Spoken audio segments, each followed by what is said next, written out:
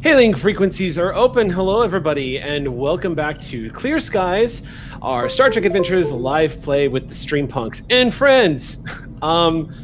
You might notice that we're remote tonight, and that's because Jake is currently trying to clear the meth lab out of the QueueTimes studio. You're apparently not supposed to do that. So Jake, let's sorry go. I left it. Yeah, we're sorry, Jake. We told Gina not to do that. What kind of crafting are you doing over there, Gina? We're so expanding. fed up with it. So we have a couple of people listening tonight. So I asked good friend Davinette and Cynthia Marie to come join us tonight. So they will be here playing some pretty nifty new characters. Before we jump into announcements, though, I'm going to try not to get emotional as I announce this. But 4 years ago tonight, I walked into stage 2 with my Admiral coat on and sat in the GM's chair for the very first time to run a game called Shield of Tomorrow. And it was the first time I got to sit down at the GM's chair and run a Star Trek adventure for all of these kooky kids. And I gotta say, it's been a hell of a journey. I wanted to wish everybody, Ox crew, a happy 4 years of telling Star Trek stories with the Streampunks. Thank you for all of your support back when we were the USS Sally Ride. Thank you so much for all of your support for us tonight as the USS Ross. I can't believe it's been 4 years, but it popped up and I just kind of stared at my memories going, how? But there it is.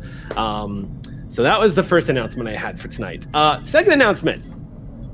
Upcoming show announcements. We do have some show announcements coming this month from the Streampunks. However, the one that's relevant is this Saturday at 11:30 a.m. PST is the first of our 3-part Alien Colonial Marines game that we played.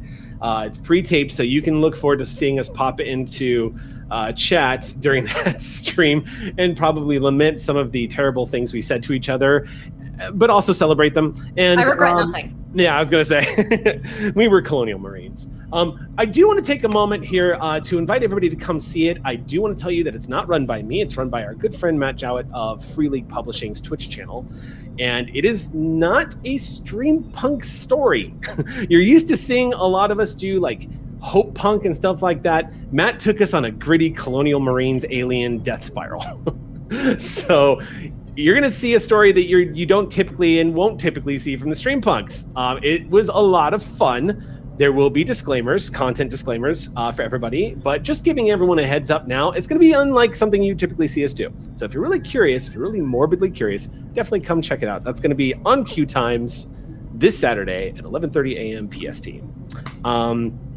The other thing I have to announce is we're going to have some new merch items popping up in the store. I can't give too many more details because we're in the process of getting that set up, but definitely keep your eye on the Streampunk store because that's going to be popping up pretty soon. And also, thank you to everyone who's been supporting us through the store. We just opened the store. We're just figuring out how to do this. We've gotten a lot of great feedback, and also thank you because we're watching what's moving, and thank you. Thank you very much for all your support. We hope you guys are liking the shirts. I particularly love our corporation is bullshit mug, thanks to Sam Delev. So a nice little throwback to Calisto 6 there. And let's see, the other big announcement that I have for the show is there will be no Clear Skies next week. On the 12th, QueueTimes Studio is going dark because Jake needs a freaking vacation. Dark skies. Dark skies. Jake needs a vacation. We are proud of Jake for taking a vacation. Yes. Just we're calling one evening a vacation. I just want to be clear. Yeah. That's what we're doing here. Yeah. Y'all are lying. Of America. Y'all are lying. It's not even a vacation. What is it? Next week is for work. It's September. I'm taking a vacation. Oh, you suck. You need not counselor approved. Yeah, never mind. All right. So Jake, QueueTimes Studio will be dark because Jake is still working for the man. So we will hopefully we'll get some stuff going in September where Jake can finally take some time off. In which case, Jake, I'm sad that you chose the very thing that gives you a living over us. So I'm really sad about that, but I'll let it go this once. I swear to God. Okay, the last announcement I had was a personal announcement on Saturday at 5 p.m. I get stupid with Gax Pack. Come watch. That's my pitch. All right, who else has got announcements? I think you should probably mention. Should I? It's kind of a spoiler, but if y'all didn't see this past episode, we had someone join the cast, and I don't want to give it away who it was. If you've been watching the socials, you probably already figured it out, but you might see some familiar faces, and that's all I'm going to say. That's all I'm going to say. All right.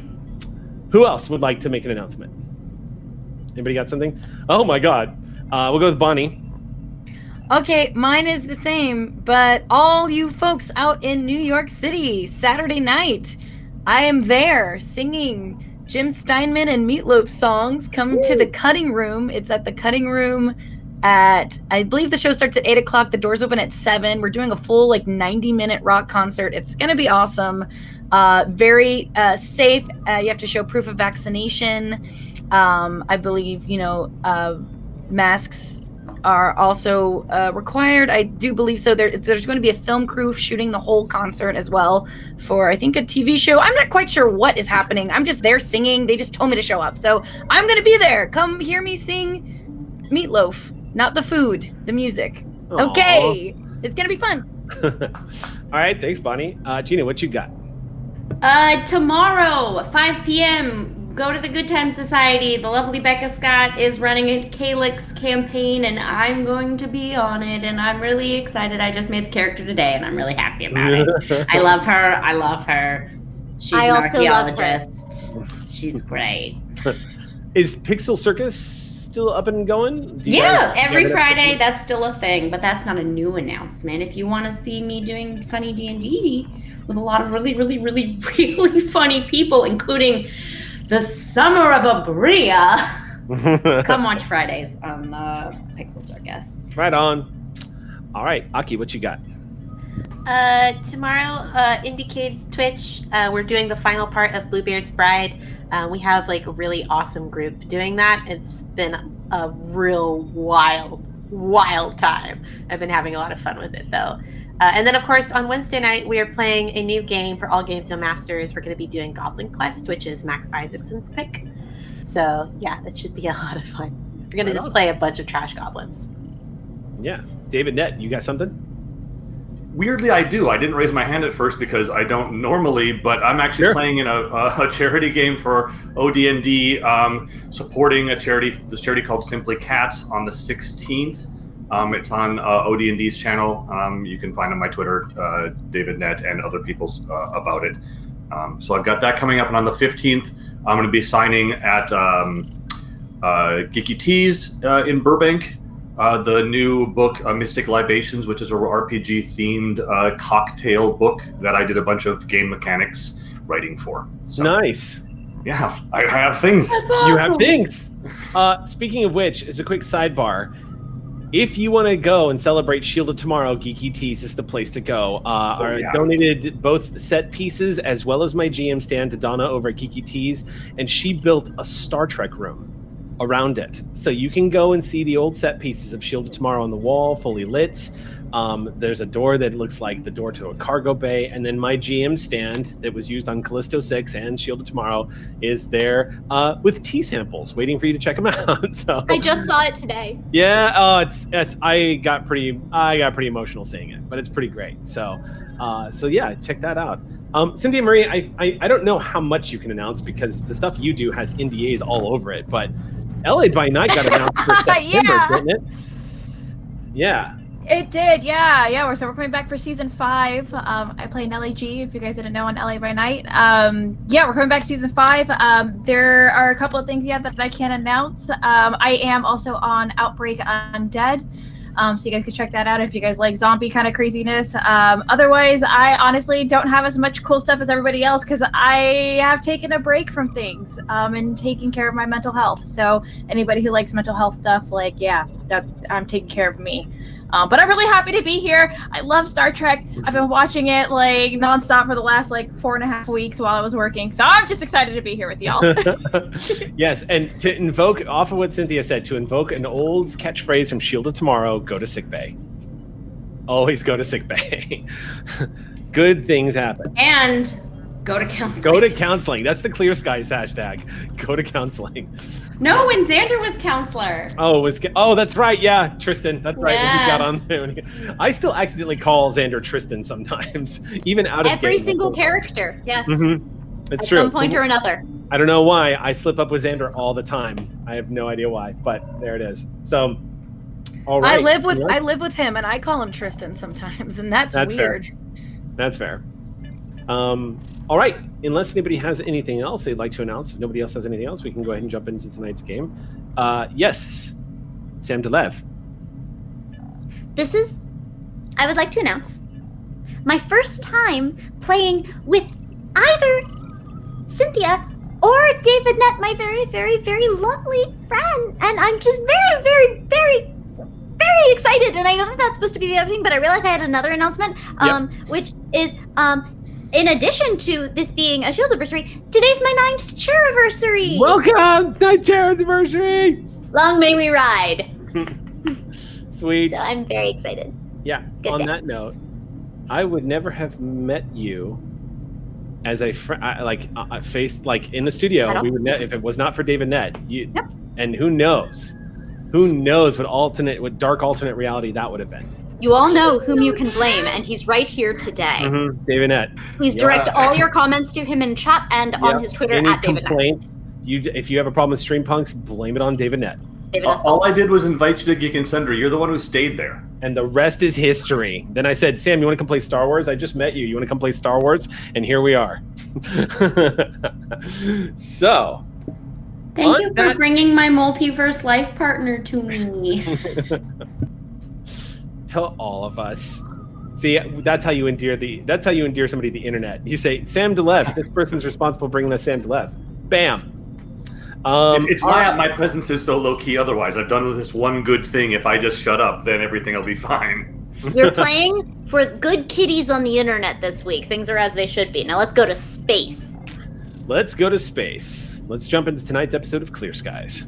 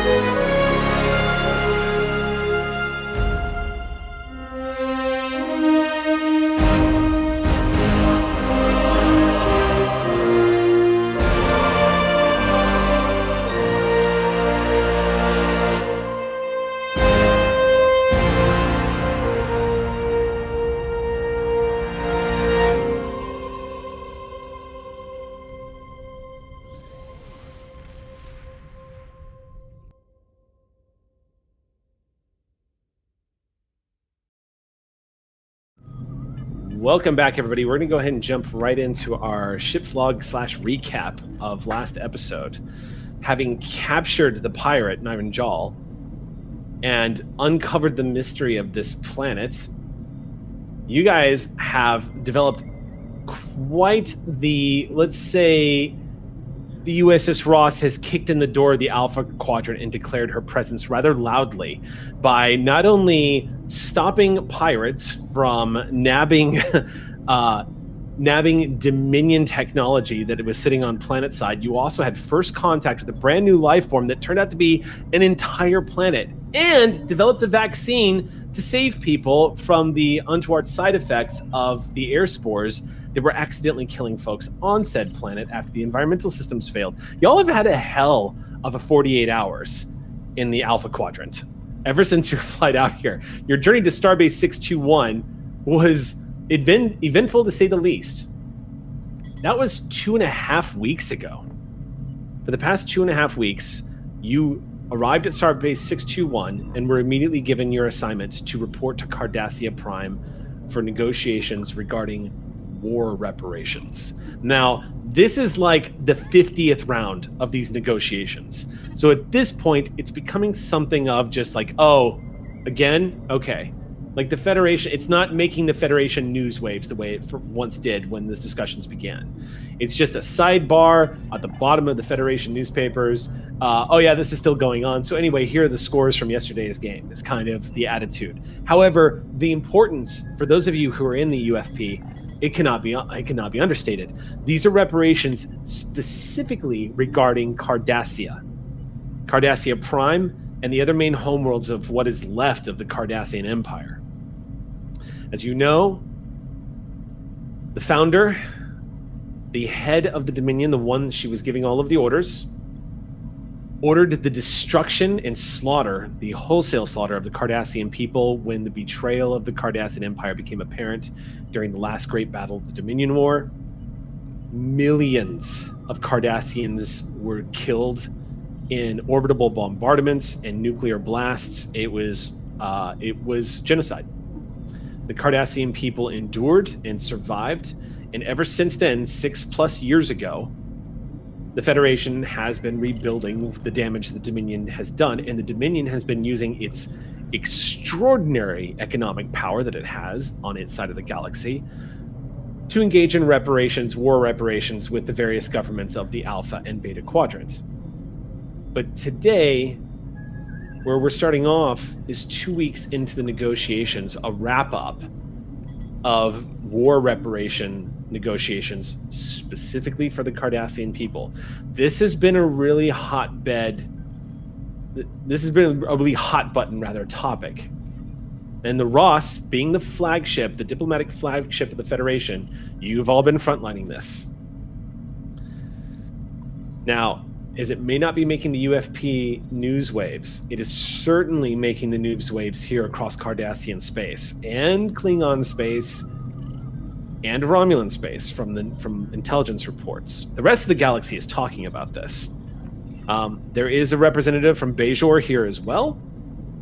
But the prominent ambassador that is with you all right now is I shouldn't say ambassador, but the Cardassian that you have all been interacting with is still Elam Garrick, who has established a rapport with Olin Majanil. And Elam has conducted himself with remarkable restraint. Over the course of the past 2 weeks at the negotiation table, which, by the way, takes place on board the USS Ross, because the Cardassian government refused to have any member of the Dominion set foot on the soil of Cardassia Prime ever again. The Federation's intervention in allowing the USS Ross to be the negotiation platform was the concession that was made in order to host this negotiation. The promenade and all the facilities that the USS Ross has been built for are finally coming into major play here. And it has been grueling. And as I said, Olin, Garrick's restraint is remarkable. You have gotten a first-hand look at how much of a fuck you he hides behind that smile every time he talks to people he doesn't like, and conducts himself quite well at the negotiation table. But this has been no picnic for you either, Olin, because that first day when everyone came into the negotiation table on board the USS Ross in a ceremony dressed in full dress uniforms, the bridge crew assembled to greet everyone who was coming in, the dignitaries that were arriving. You saw, when that turbolift door opened, the face of Vorta that you were hoping you would never see again. Nadran is apparently the negotiator on behalf of the Dominion. At least you were thinking it's the same Nadran, but it's hard to say. It could be another Nadran, knowing how the Vorta work. However, Iklat Etlan is also in attendance and is currently serving as the bodyguard for this Nodron.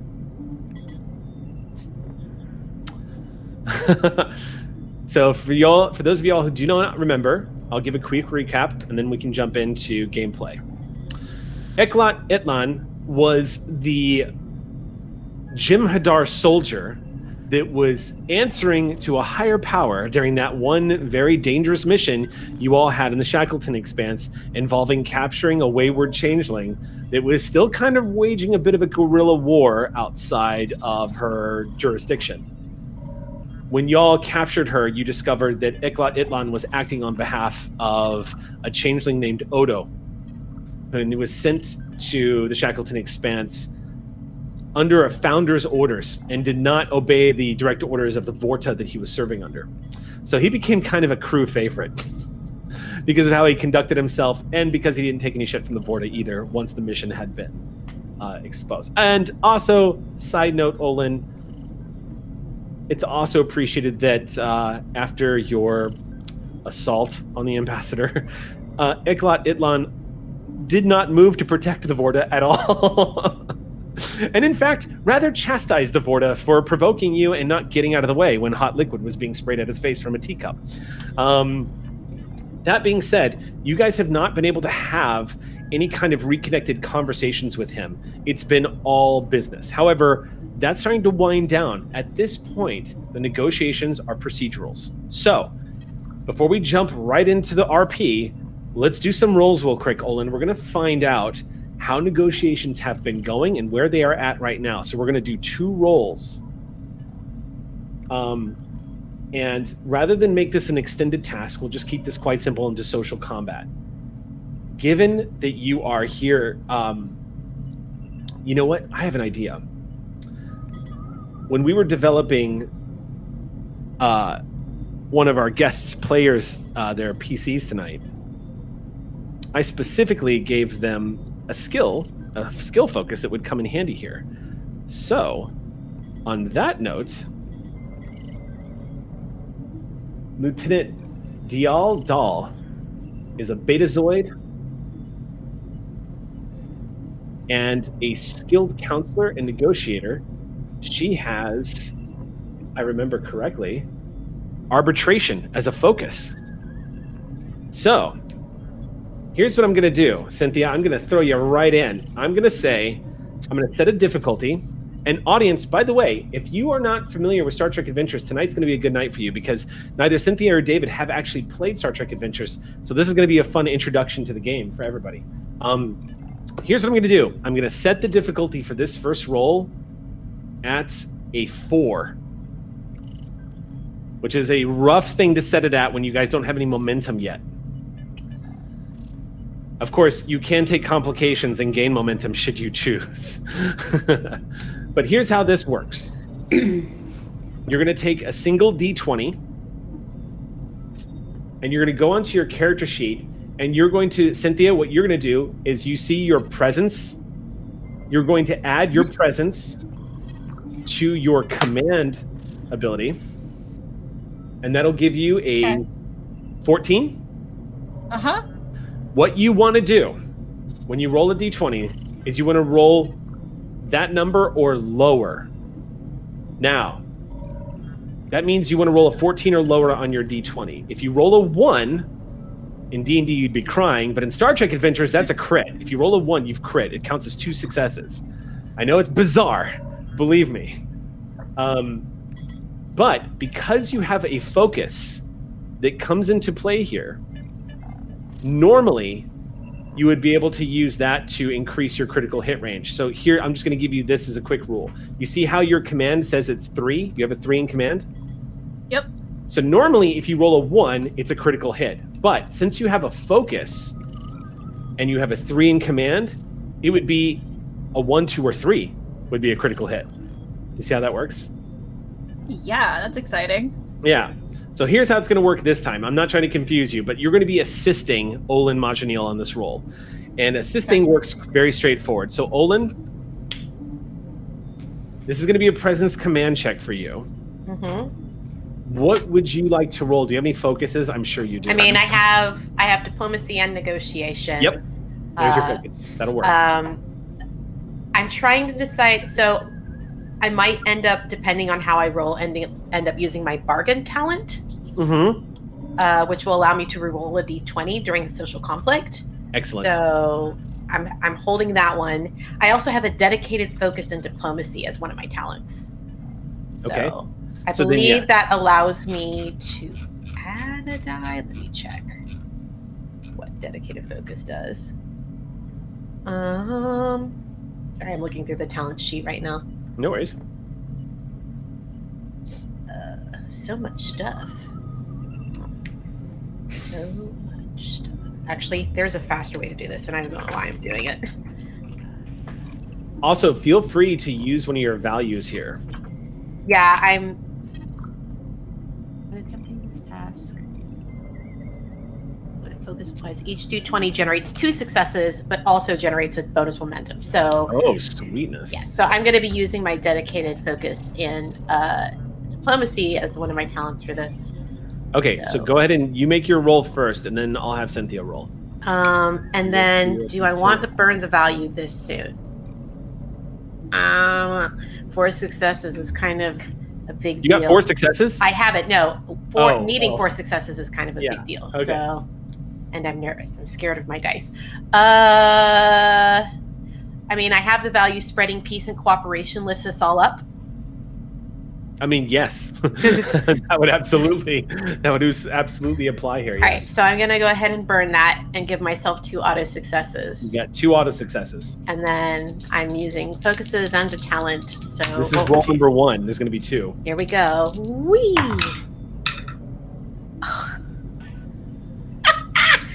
Okay, cool. What'd you roll? I rolled a 5 and a 4, so that's 4 successes just on the die. Okay. So that gives me 6 successes all by myself. Actually, and then even more than that because I'm using my dedicated focus. So I actually got 8 successes on my own. And then, yeah, because each success generates 2 successes. So that's actually 8 success. Sorry, 1 success. So, sorry. Well, 1, 2, so 3, 4, 5, 6, 7, 8 from me. So real quick, that'll apply to your successes that you rolled, but not your determination success. Your auto successes? It was so okay, cool. My dice together are 6 successes. Then my value, which is 2 additional successes, so that's 8. Okay. That's awesome. All right, in that case, Lieutenant Dahl, if you would please roll a d20 and we get 2 moments and roll 14 or lower. Yeah, and tell me what you get. And a success from Ross as well, per the I got talent. a 5! That's right. Yay! That's a success. So Ross, okay, so it sounds 9 to me. successes. So how many successes total? You got 1 from Ross. 9. Oh, 10 successes. 10 successes. Okay. Negotiations are going great, y'all. Look, let's be honest. When this ship was designed, it was for this. We have barely been able to have the Ross hyper-focus on getting this kind of junk done. And here we are. 10 successes for the first weeks of negotiation. With the help of Lieutenant Dahl, the Betazoid, who has come out of the counseling department and has introduced her ability in arbitration. Also, it's worth noting Lieutenant Dahl has focuses in Starfleet history, Federation law and politics, as well as dining etiquette. So it's actually gone quite well. We also have 7 momentum from that. I was going to say, you have 7 momentum. So here's what I'm going to do. Your second roll, reflecting the first week of success. The second roll, I'm going to reduce the difficulty down to 3. Okay. Because of your successes, your incredible successes. However, I'm going to spend, get ready for this, I'm going to spend 4 momentum, or rather 4 threat, and I'm going to give you, at the start of this game, both you and Lieutenant Dahl are going to start with 2 points of stress on your character sheets. And if y'all want to know what that is, it's basically your hit points. And that is literally to reflect the grueling, nonstop, constant 8-hour meetings that you have been having in negotiations for 2 weeks. Come to Sickbay. I'll make you some tea. It's okay. Yeah, y'all are going to need some downtime. So, So I'm going to spend 4 threat out of my pool tonight to auto damage y'all on these rolls. However, go ahead and roll one more time, Olin, and we'll see how the second week, where we are right now when we start the game, where we're at. And then, Lieutenant Dahl, I'll have you do the same thing. Here we go. Hacha. All right.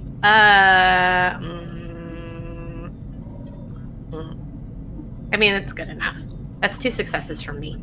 Okay, yeah, that's 1 from Roland. Which means, 2 successes from me, which means actually 4 successes from me. Okay. 4 successes. So go ahead, Lieutenant Dahl, make that roll again and roll 14 or lower. I rolled a 2. Holy shit. So that's 6 successes.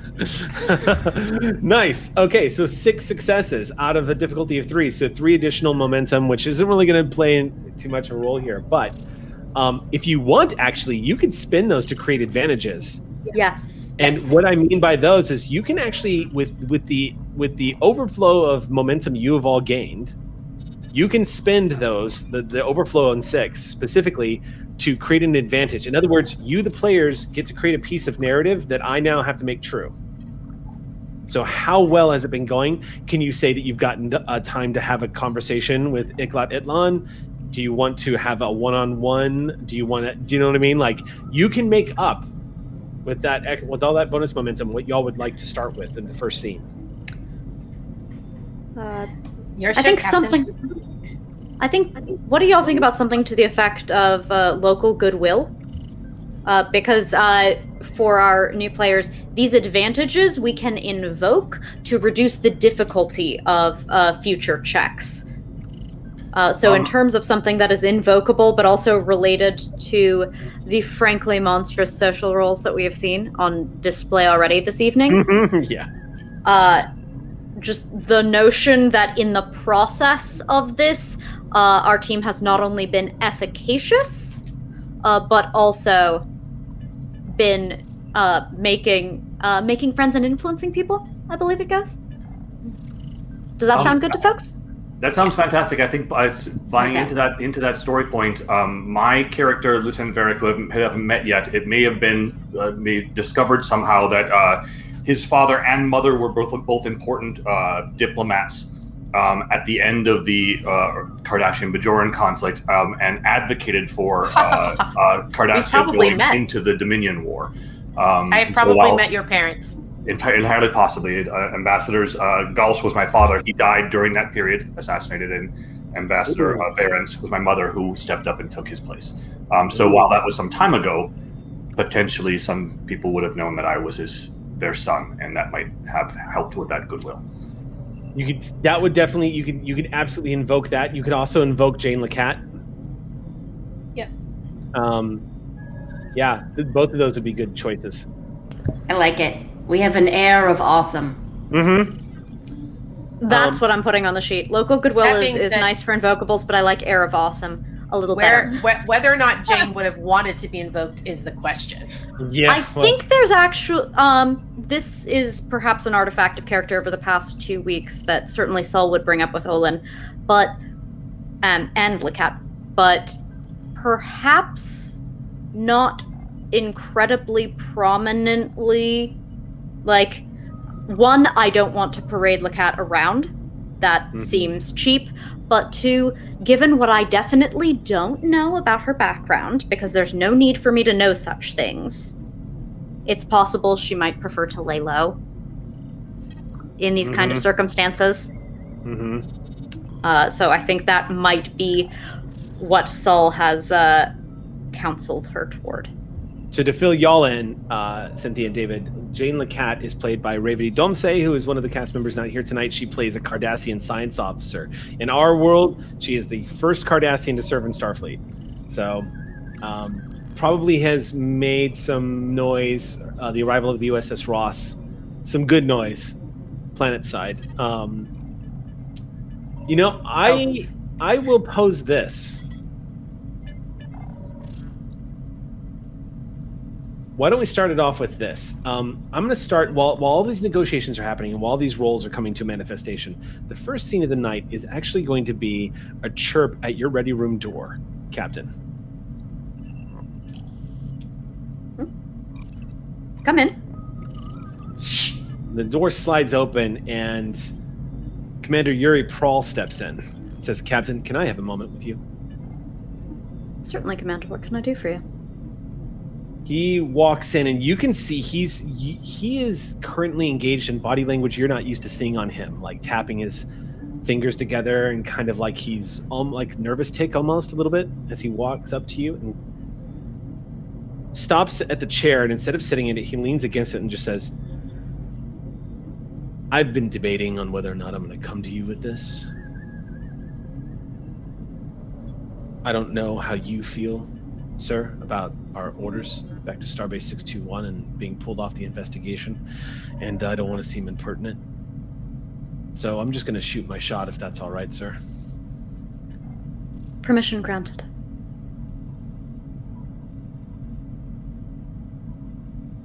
The True Way is real, and it's a danger to everyone here, and we are being sidelined. And yet, we have a representative of the Dominion on board right now.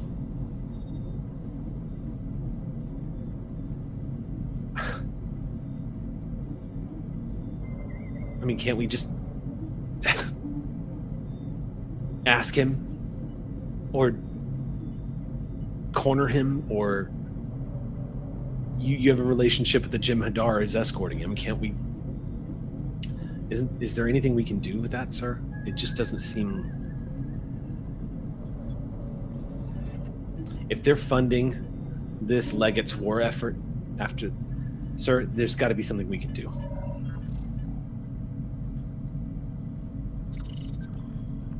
Have you ever tried to corner water as it falls? That's going to be about what it's like to corner a Vorta.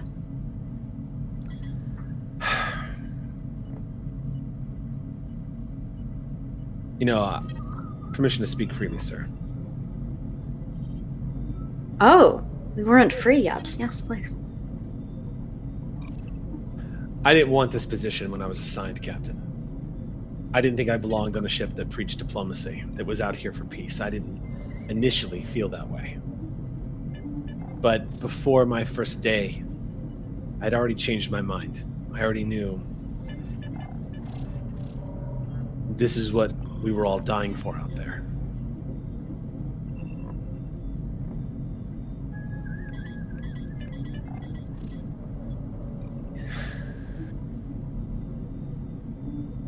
But I just... It was easier when we were at war, sometimes, you know? Simpler, if not easier. Yeah. You're right, of course. I knew that. I mean, I knew you were right. I could hear Exio in my head telling me this before I even walked into your office. But I just wanted to try. He's here, right now.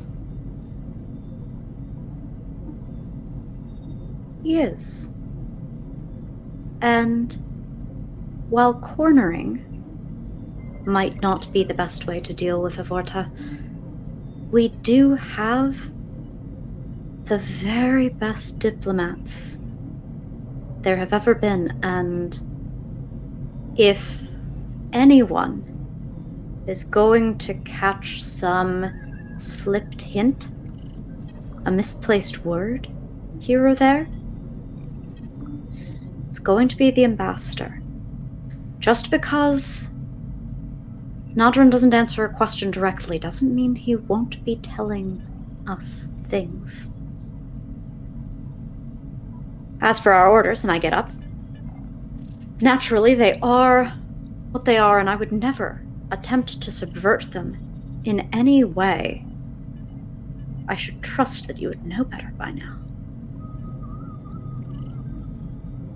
His eyes narrow a little bit, like he's thinking he's getting the implication, but he doesn't seem to register it, and he just goes, "Hi, Captain." It's a very wide quadrant, and there are many things that are concerned. We follow Starfleet protocols Precisely. Just as our admiral would have us do.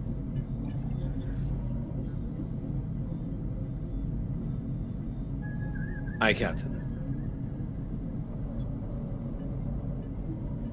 So I trust you to keep an eye on the quadrant, and if anything important comes up that is required, again by policy and regulation, for us to see to, we will have to see to it, wherever that corner of space might be.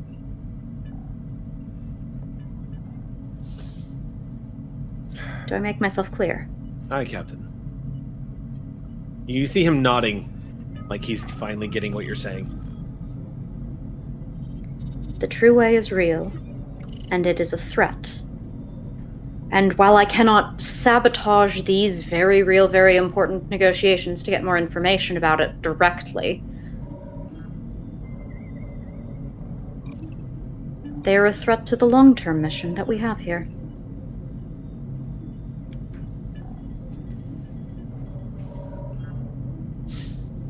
Thank you, Captain. Thank you for coming to me, Eric. He nods and waits to be dismissed. What are you still doing here? Get out. A smirk comes to his face as he about faces and heads out the room. Down in Sickbay, yes, what's up, Olin? I actually need to check myself on something because I made a little bit of a mechanical mistake. Okay. We do have floating momentum still, but it was 6 successes on the first roll and 3 total, and 3 successes total on the second one. We did generate bonus momentum, okay, but we only have 3. We only had 3 bonus momentum by the end of those cool. 2. That's still enough. By the end of those 2 rolls, and we still could create the advantage, but we didn't have as much floating as I thought we did. Okay, so I just wanted to check. Should have still well been above float because it would have been 2 to create the advantage, leaving 1 as float. Right. Yep. So I just wanted to make sure that I checked that we had the right number of momentums down. So stipulated. All right. Olin, right now, you and Lieutenant Dahl are in Sickbay. We're going to start this off because Mackrell, you have, for the past week, you've had to start monitoring both of these 2 officers, specifically because of the grueling pace of the negotiations. The 2 of them have been spearheading this, Olin being the tip of the spear, and Lieutenant Dahl being the backup. As I've described it as grueling, as you're running a tricorder scan over the 2 of them, I'm going to have you make your, when we don't often get to do this very much. So I'm going to say, make your control medicine check here. The difficulty is 0. Okay. You're using a tricorder. Oh, dear Lord. You rolled 20? I got a success. I also rolled a 20. Excellent. Okay, so you Is it, though? It is not. Okay, so you stab Lieutenant Dahl with a tricorder by accident, and how... Were you testing reflexes again? Yeah, exactly. Yes, I threw... Yes, catch! All right, so... All right, I'm just gonna to keep things moving forward, I'm just gonna bank that threat, and I knew spinning 4 threat was not gonna be a problem at the top of the game. Mackrell, as you run your tricorder scan, this is your second scan. As you're running the tricorder scan over Lieutenant Dahl, she is suffering from exhaustion and dehydration. You're scanning the 2 points of stress that she's got. I imagine, and you can tell me this, Cynthia, but I imagine Lieutenant Dahl's conducting herself like she's trying to play off that she's not completely... Oh, absolutely, yeah. Nothing's wrong. Everything's just fine. Right. All right. So, yeah, you complete your scan, and both Olin and Lieutenant Dahl are showing signs of exhaustion, dehydration, possibly sleep deprivation, depending on how many hours of sleep they've been getting at night. I'm gonna say, when is the next negotiations? That you are both needed to be present for? Bright and early tomorrow morning, as per usual. Excellent. I'm going to recommend a sleep aid, as well as, and I'm gonna pull up like this crazy amount of like some crazy Plant. jug. As well as to drink all of these, each of you.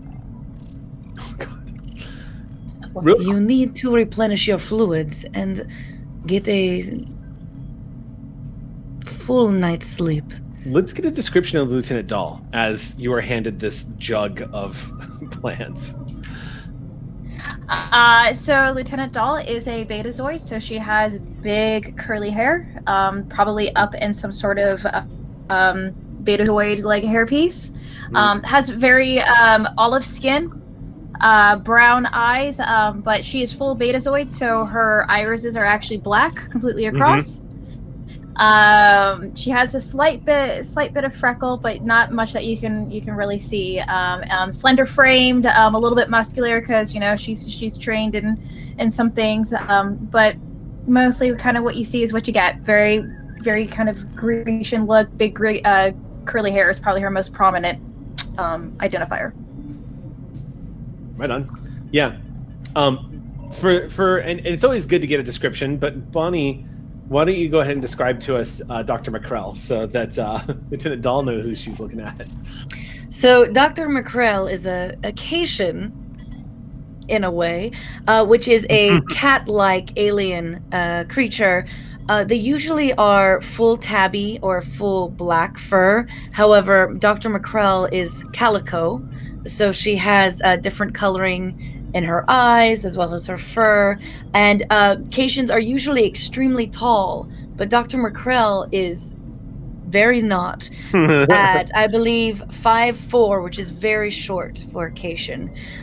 So basically, you're looking at what could be said as like a very not intimidating looking doctor, but don't test her.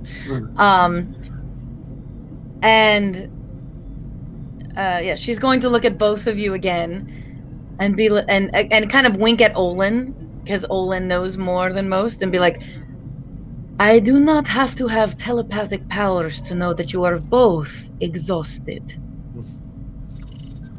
And I hold up the giant jug again with my paws. Can I get a read on the emotional status of Dr. Mackrell? Yes, and guess what? That's not even a roll. You just tell me you want to do it. Welcome to being a telepath in Star Trek. So, in which case, Mackrell, you, if you would please, tell Lieutenant Dahl what is the emotional read on Mackrell at the moment. Technically, also Olin. What's that? Also Olin. Yeah.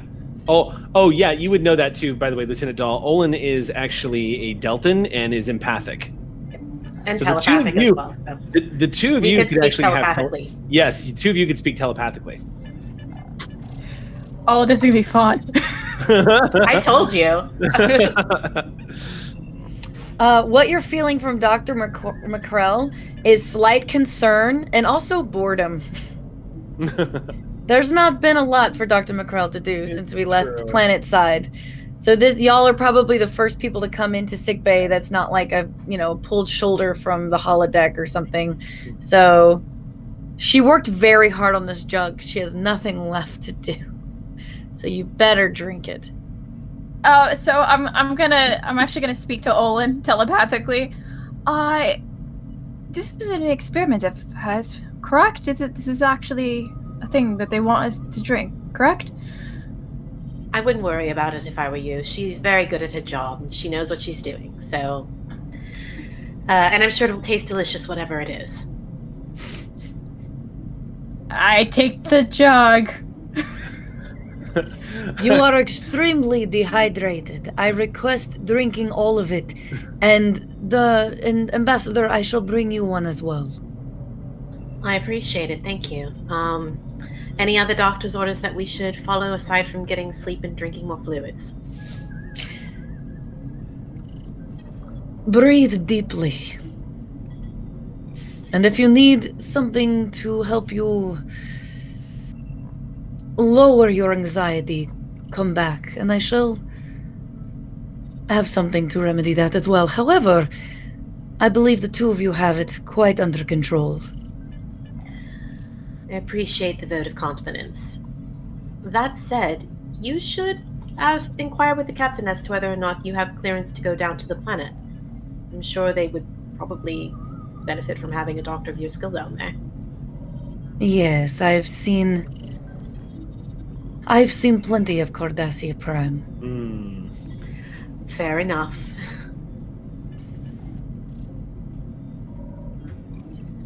And yeah.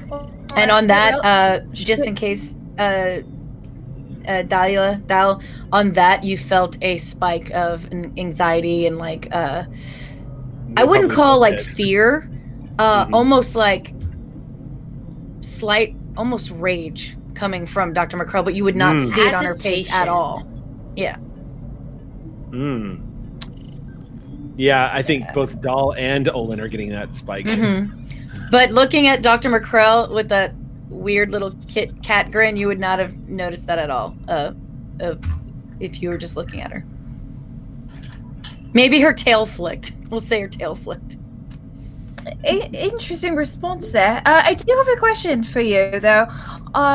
You asked us to get plenty of sleep, as well as drink an entire jug. Which one is a primary focus, to be honest with you? Because it seems to me that the last time I have drank such a large amount of liquid, I had a hard time sleeping because I was constantly having to get up. Yes, I could see how that could be a problem. Especially if you tend to dehydrate yourself often. Little tiny bladder, yes? I could give you something to help with regulating your fluids. That would... This is turned awkward. It is a betazoid function that we can't sit quite exactly a long period of time without... Yes, please, if you could help me, that would be wonderful. Thank you. Yes, but I can tell from your scan that you are extremely dehydrated, so best to drink the full jug, yes? To help with regulating in case you get headaches or dehydration or feel faint later. We need you at the top of your game, as I should say. The game is on the top.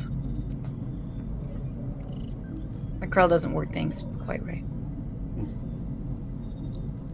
I'm just gonna look over to my other lieutenant. Am I correct, Olean? Olin Majanil is an ambassador. They do not have a Starfleet ranking. Yeah. Noted.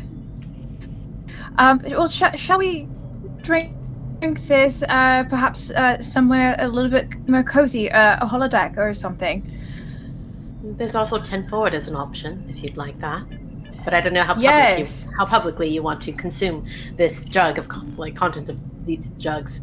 I don't know. I can assure you that I can assure you that the taste will be pleasant and refreshing. The sickbay doors open, and you see an Andorian walk in the door. With an open front, his uniform is open, unzipped, just showing the red shirt underneath as he comes walking in. His hand, he's holding his hand, and it is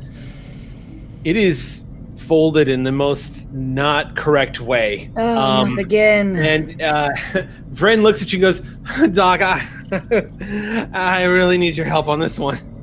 Can't put it back. I look at both Diala and the ambassador. Go, if you'll excuse me, I have to patch up a clumsy Andorian. Vren approaches and goes, yeah, turns out the cat wanted me to try this thing called skateboarding, which I've never done before.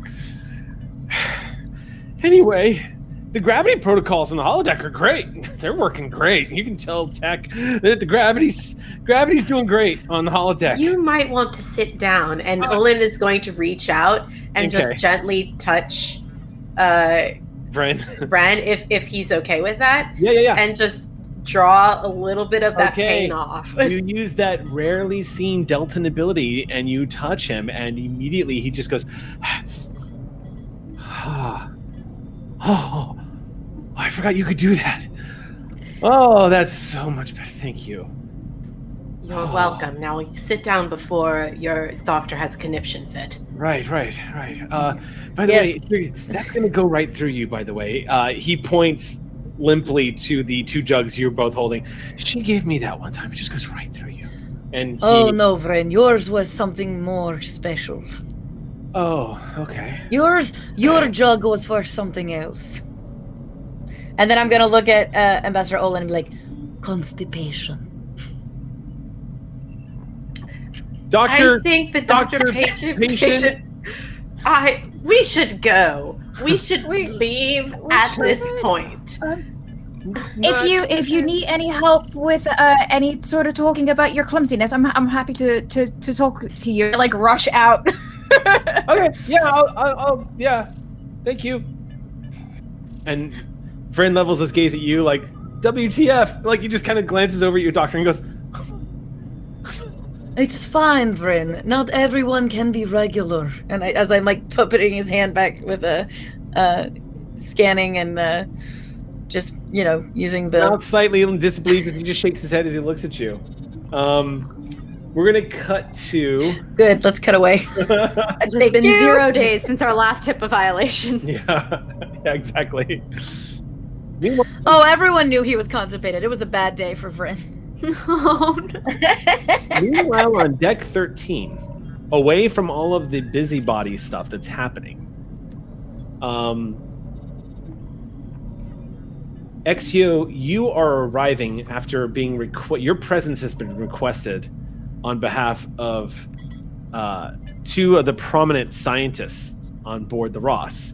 One, Dr. Yugos, and one, Dr. Yada. Is that concerning or is that wonderful? We'll find out. Yeah, we'll find out. It's not usual to get called into Cetacean Ops without an explanation as to what's going on. Also to see that these 2 are like working together is kind of a new piece of information as well. But as you stroll into Cetacean Ops, you're immediately finding yourself bathed in that beautiful ambient blue light that flows from the water column on the other side of Cetacean life support.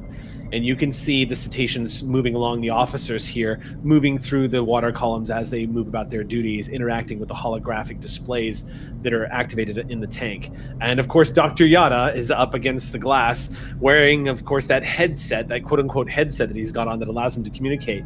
You see Dr. Yugos holding multiple data pads and like shuffling through them like a deck of cards. When he sees you walk in and he pauses and just goes, Commander, she's here. And you hear Dr. Yugos's voice on the intercom translating over. Yes, Dr. Yugos. Dr. Yada just says, I can see that, Dr. Yugos. Thank you. I just stroll up with a smile and I grab one of the data pads and say, may I make your work a little less heavy? I love that. Yes, that's fantastic. It's going to say it better than I ever could. Here. Great, I grab the rest. You just grab the data like pad. a server, I just lay them on my arm in a flat display and just start reading them. Yugos just glances over at Dr. Yada, and Dr. Yada nods confidently. What you begin to read is stunning. You begin to see that Yugos and Yada have been building a hypothesis, and you're seeing some things on here that you haven't seen before. For example, there's documentation referring back to that unusual moment when Dr. Yada rather suddenly kind of north starred y'all into the direction of a planet that you needed to go to. That's referenced here. Apparently, when they all heard the moment, right? Mm-hmm, when that happened, the data pad shows that when that event took place, Yada has not stopped working on it. No. He has been nonstop researching and trying to explain how he knew where to take the USS Ross in that moment of crisis. Yeah. Because he couldn't explain it. He even discusses having telepathic sessions with the other Cetacean officers. He's talked about some of the therapy sessions that he's had with some of the other counselors on board, discussing like dream therapy and whatnot. He's been doing a lot of deep dives. And then on a whim, he decided to follow a gut instinct and call Dr. Yugos in here to discuss problems to discuss some of the anomalies that Ugos has encountered, since they were all sort of in the same vicinity of the events. And you start seeing that the two of them started building a rather incredible story together as you're reading through this. They are hypothesizing that the ancient ecosystem that the Ross has uncovered, the creation of the particle fountains, and the discovery of the fungus on the planet that you all just discovered on Iromizu, is all somehow connected. That it all ties together somehow. You're looking at this hypothesis grow, and it refers to subspace anomalies, the creation of the particle fountain, and a lot of scientific jargon. Ugos and Yada seems to think that his head works like a carrier pigeon's head. And when he sees your facial expressions change, he says, I bet I know which part you've come to.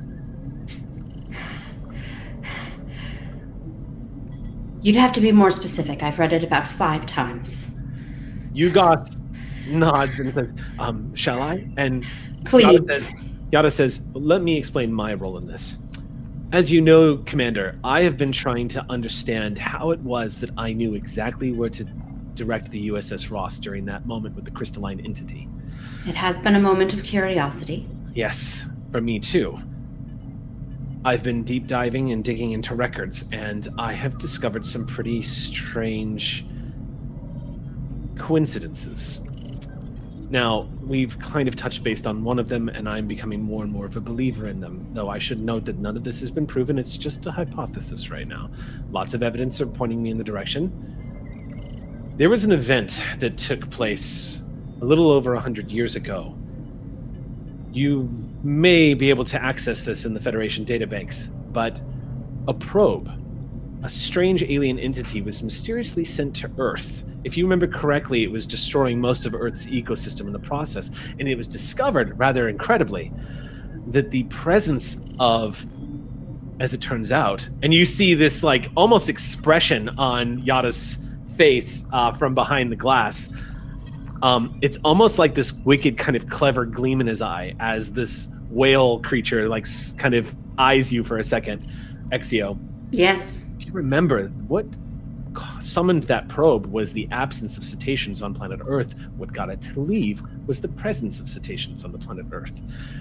I followed a hunch, because this has been a very famous story among me and my species, as you can quite imagine. And as a result of this, I'm starting to see that some of this is all somehow related. There's a really interesting theory that Dr. Ugos has that I think you should hear. And Dr. Ugos says, thank you. Yes, okay.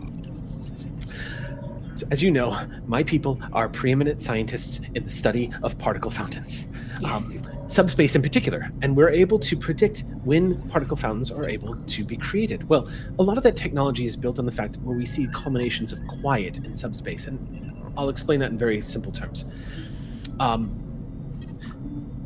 There's a moment just before, say, an earthquake where things seem quiet, just for a split second, where it seems like the world is about to take a deep breath, and then there's a shift. Sure, I believe on Earth it is called the calm before the storm. Oh, that's good. That's good. Were you aware of that one? Focus, Doctor. Yes, of course, yes. Like earthquakes, particle fountains have a moment of quiet. It literally exists in a split second of time where the universe almost achieves a moment of absolute zero, which is only supposed to be theoretical. But for a split second, all matter ceases, stops, and then it explodes into a particle fountain, a rupture in subspace. Right. I've seen significant evidence that some of the things that are causing this, ever since my journey across the Alpha Quadrant, could be... I'm getting ahead of myself. What causes it to go to zero, Doctor? Maybe start there. Unfortunately, it's still a mystery. However, one of the things that I have postulated here with my colleague, particle fountains unleash particles into the universe. It's such an incredible volume. everything from tachyon particles and polaron particles and metron particles, all erupting from subspace. With the context of the ecosystem that you've all begun to uncover ever since the crystalline entity erupted from the side of my planet, I am starting to believe that particle fountains function much like volcanic vents do at the bottom of an ocean. They feed the galaxy with nutrients it requires in order for physics to work, for the particles that exist in radiation fields that spread throughout our galaxies, the very thing that helped the Big Bang even happen. I think particle fountains function much the same way that volcanic vents function, in which case they're a vital part of the ecosystem, despite the fact that they're apocalyptically destructive, as most creation events are. And we think, Dr. Yada and I, think that the ecosystem, the particle fountains, and the interest in subspace technologies are all somehow related. We can't put our finger on it, but it's been an unusual series of coincidences that we have uncovered, specifically regarding this most latest incident. And then he brings up something on the screen that is not on the data pad, and you see the 2 polaron torpedoes that were salvaged from the world. And he says, now, polaron technology is used by the Dominion because of its ability to destabilize particles as it impacts. We use antimatter, or the Federation, I should say. I'm going to say us. It feels comforting. We use antimatter warheads, which are terrifying. But polaron operates at the same intensity of antimatter, but it destabilizes energy fields, like shields, for example. It causes a drain on systems. It's very lethal during your Dominion War, from what I've seen in records. I believe that warp activity is also causing a weakness in subspace. I pulled together some Federation records, and as it turns out, the United Federation and planets actually imposed a warp limit some years back due to the constant use of warp drive.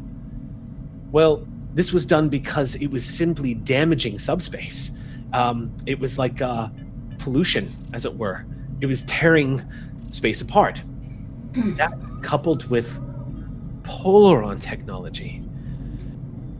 This is what I wanted to show you. Dr. Yada, would you? And you see, he swipes, some information comes up, and on that holo projector in the tank, you see a map of the galaxy. The hologram spins around and zooms in on the Alpha Quadrant, and you see thousands of little dots start appearing. And he said, I predict that in the next 5 years, there will be a catastrophic eruption of particle fountains across the Alpha Quadrant. Possibly, when I say apocalyptic, what I really mean is akin to the Big Bang. Dr. Yada pops in. It would alter the entire face of the galaxy. I see. Now, this is a theory, and there may be a way to stop this. It does seem to be reversible. Well, that is a good hypothetical thing to learn. Yes, and that's something I'm sure we can work on together, and I'm not completely concerned about that, if I can be honest with you, as terrible as it sounds. The science is there, it's reversible. The activity from the Dominion War is what exasperated the whole business. All of the warp that was used at high velocities, all of the polaron damage that was used during the Dominion War. And that's kind of what I'm trying to get to. Yes. Antimatter, all of the weapons that were used. Polaron apparently is the energy reading that does the most damage to subspace, coupled with the amount that was being done. I and Dr. Yada both agree that some of these are not accidental as a result of activity during the Dominion War. In the past 2 years, spatial anomalies have been tracked across the Alpha Quadrant that would indicate some of these might be You see he's almost scared to say it, and Dr. Yada says, deliberate, Commander. So, not only is everyone in the universe healing from the scars of the Dominion War, but it seems subspace is also trying to purge its wounds. And now someone's doing it on purpose. I think so. We need more data, but if we're right, we think someone might be trying to rip apart subspace, which would sever each world from another world, and, well, I can't even calculate what would happen to matter across the galaxy. That's not a thing that we need to worry about, right? Because like you said, it is reversible. The only thing that we need to do now is it seems we might be a few steps behind in the research from someone else. So let's make sure we're no longer behind. Agreed. This is very, very, very good. So you think this is worth taking to the captain? Absolutely. I told you she would listen. And have you told Dr. or Lieutenant Lecat yet? Well, was actually going to bring Lieutenant Lecat in, but said something about a do not disturb. I wasn't quite sure what that was all about, but... That is okay. I was simply going to request that when you tell her, I'd like to be there. Of course. Yes. Yes, I imagine her brain will melt, as she likes to say. Yeah. If you'll excuse me, I think I might take this to the captain immediately, if you're ready with the research. Thank you, Commander. Thank you. Thank you. And you hear as you're walking out, Yada say, high five, and puts his fin against the glass, and Yugos just says, yes, high five. Before Exio blips, she just shouts, major high five! As the door closes. Now, if you blip, you can't take that data pad with you. Oh, I figured they were just sending the information, were they not? I mean, you could just do it, yeah. Yeah. All right. So you go right into the captain's quarters? Yeah. I'll blip outside because it has been kind of a chaos the last few weeks. So, okay. Blip and quick ding ding. Come in. Are you bored? I wish I were bored. They do look like they are bored. They are draped sideways over the chair, so their head is sort of hanging down over one arm rest. And they have, of all things, a popsicle.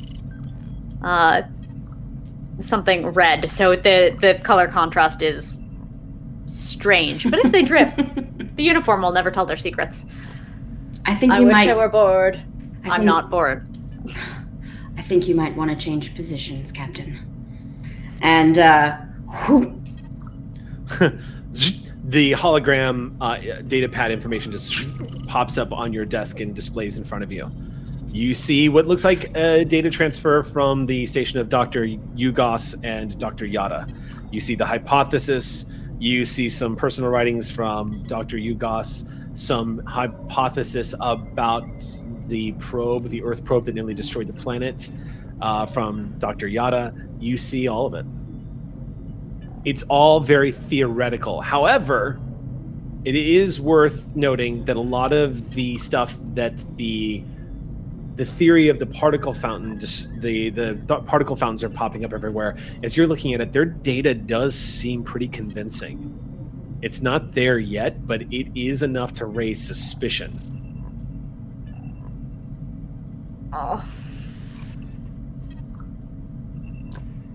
It's not the apocalypse, it's just the brain freeze.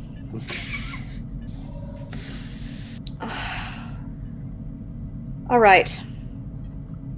What they need is a falsifiable experiment.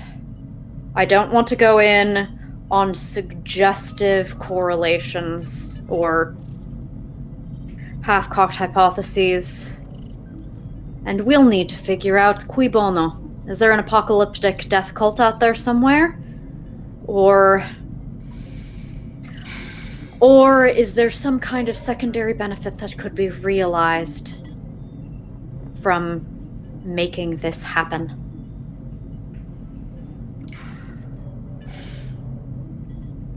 Do you need to go to sickbay, Captain? I do not know exactly how painful a brain freeze is. The brain freeze passes. The apocalypse, not so much. Apparently, quite reversible. Good. I was so worried about a perpetual apocalypse, but no, if there's some sort of experimental design they can give us that we will go out and, I don't know, answer a distress call so we can do some actual science. Would you like me to falsify a distress call, Captain? And she's got the biggest smile on her face. We would never. But it is not within the scope of Starfleet regulations to determine which distress calls are or aren't urgent enough to warrant flagship response. I think And a lot of cutting people holes in subspace definitely qualifies as a possible immediate emergency to Starfleet. We mustn't presume on what the admirals will find urgent. Of course not. But have you been reading the reports from the ambassador? Oh, they're beautiful. I cannot believe how well Lieutenant Dahl and the ambassador are working together. I haven't even had time to run my anxiety protocols yet. None! Can we be surprised, though? This is what they were made for.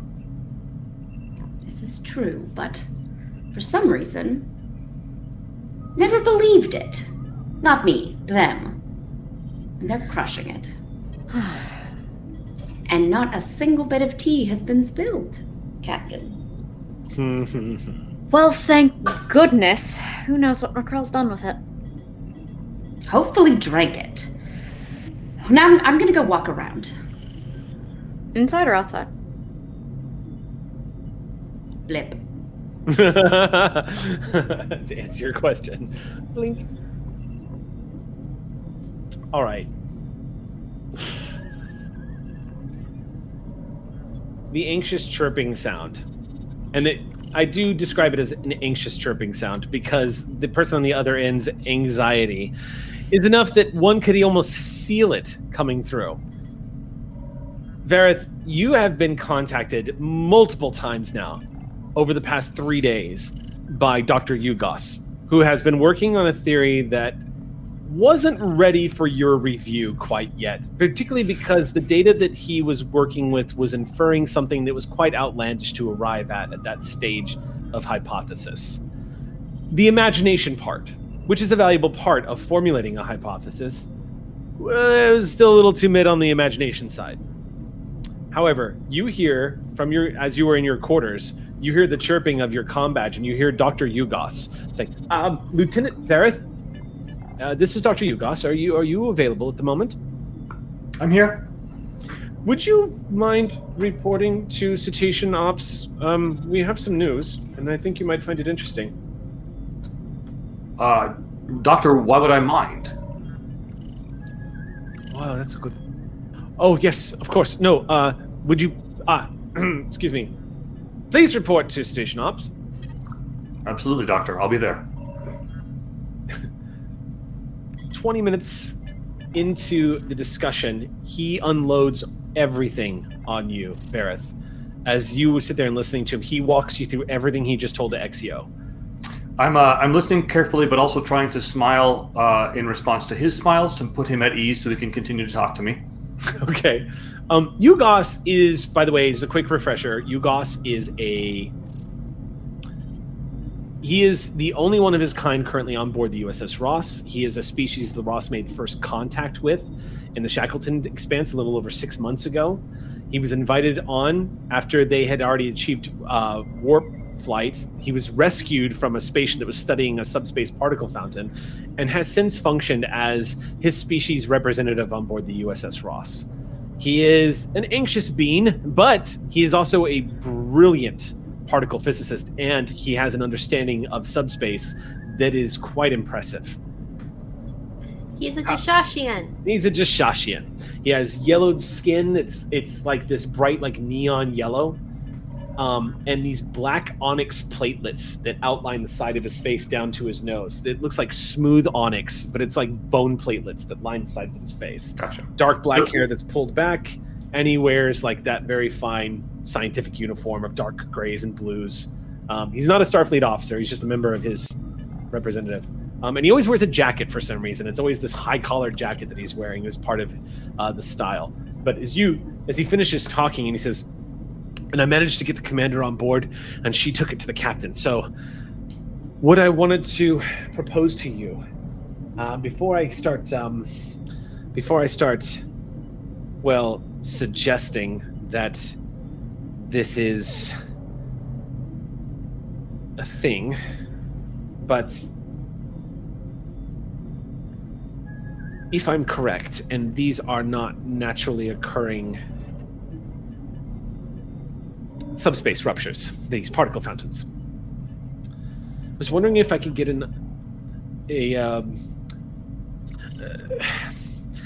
something of a profile. Who would do this? Well, I smile again reassuringly, very carefully sort of watching his eyes, since he is the only representative of his species. I've only seen him interact with us, and so, just still trying to read his interpersonal communication style. So I give him a little reassuring smile, and I say, it's difficult to understand the contextual motivations of an unknown entity like this. It could be a result of malice, of course. It could be purely accidental. And it could be even an expression of, say, love or affection between beings who we have no understanding of. It's difficult with this amount of data to know. It's often a difficult leap. The hypothesis that you originally talked to me about seemed, if I may, ridiculous. So I would like to at some point discuss with you why you continue to pursue it. It's fascinating to me, the pursuit of the ridiculous. But the leap that would need to be made for me to understand exactly who would do such a thing is it's simply difficult. My specialty being interpersonal relations. However, if we assume goodwill in the galaxy, which I like to attempt to do, or at least am teaching myself to, let us say that this is potentially a byproduct of some other action. And so I ask back at you, what actions could be taken that this might be an echo of, rather than a primary result of? He stares at you, his mouth slightly agape. At this point, Vareth, I'd like you to describe yourself. I'm tall and thin, sort of the Vulcan, the most generic Vulcan you can imagine. Science officer, all of the things that are just the baseline. What's different about Varric from the Vulcans that you've encountered previously is he wears facial hair, which is not normal for a Vulcan outside of certain rituals and circumstances. It does not suit him. It looks weird, and you try not to comment. Is he from the Mirrorverse? He's not.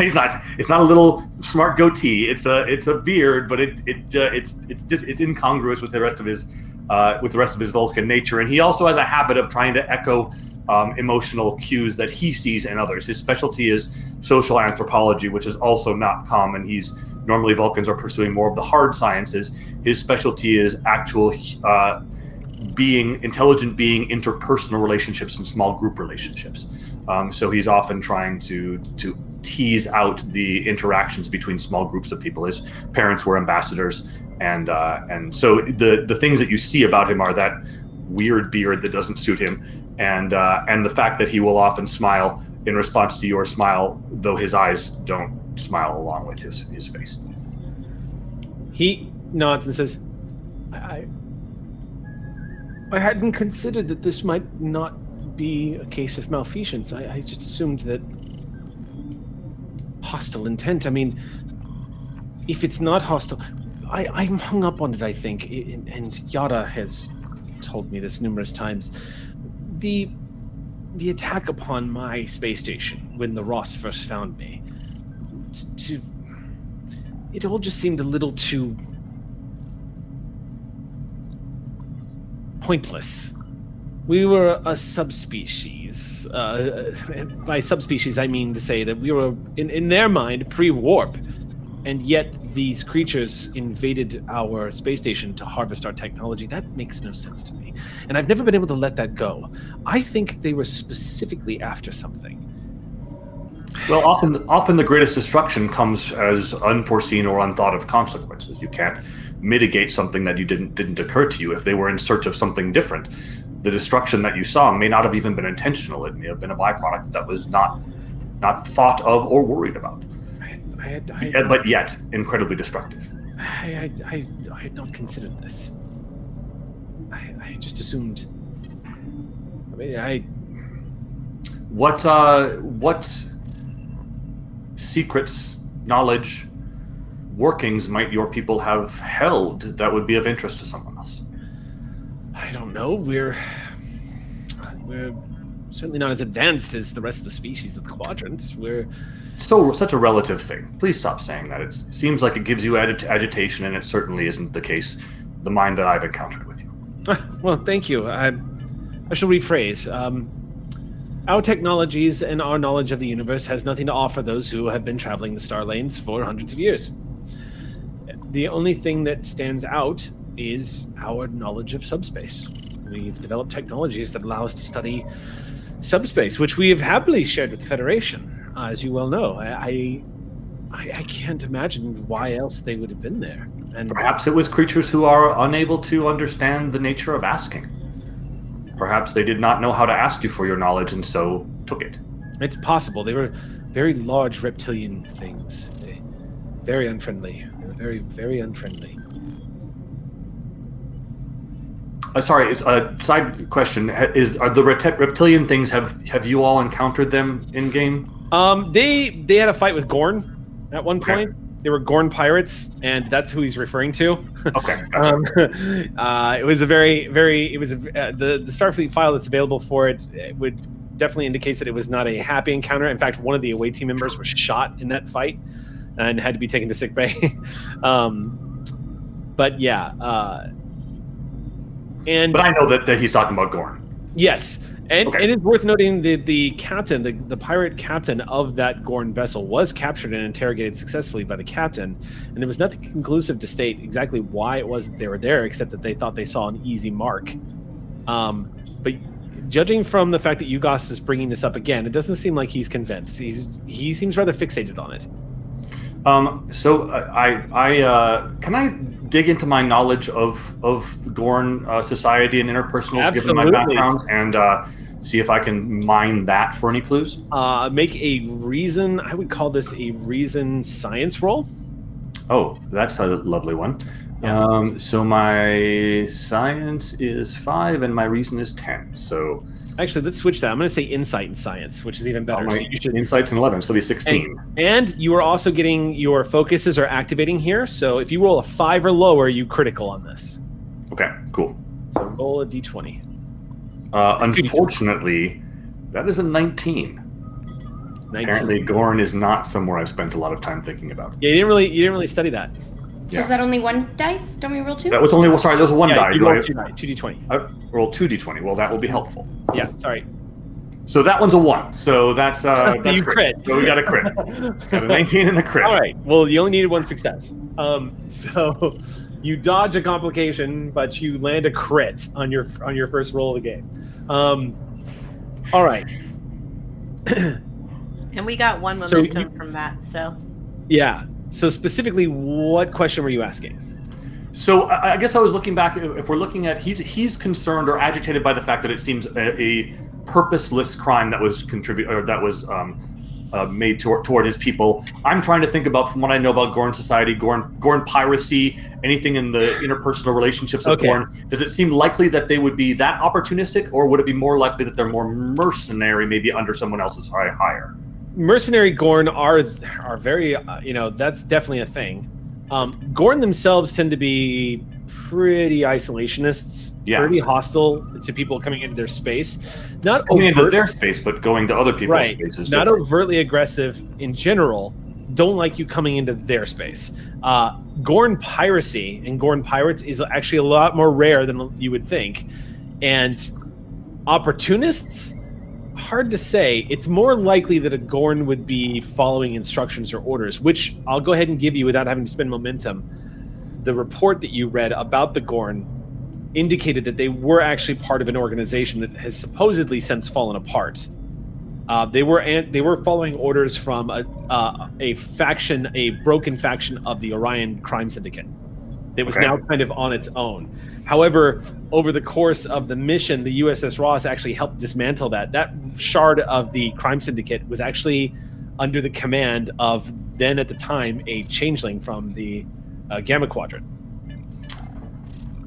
And do I know anything? This changeling has any relationship to, as I'm putting pieces together, any of the ambassadors or the Dominion members that are currently aboard this ship? David, I love how your mind works.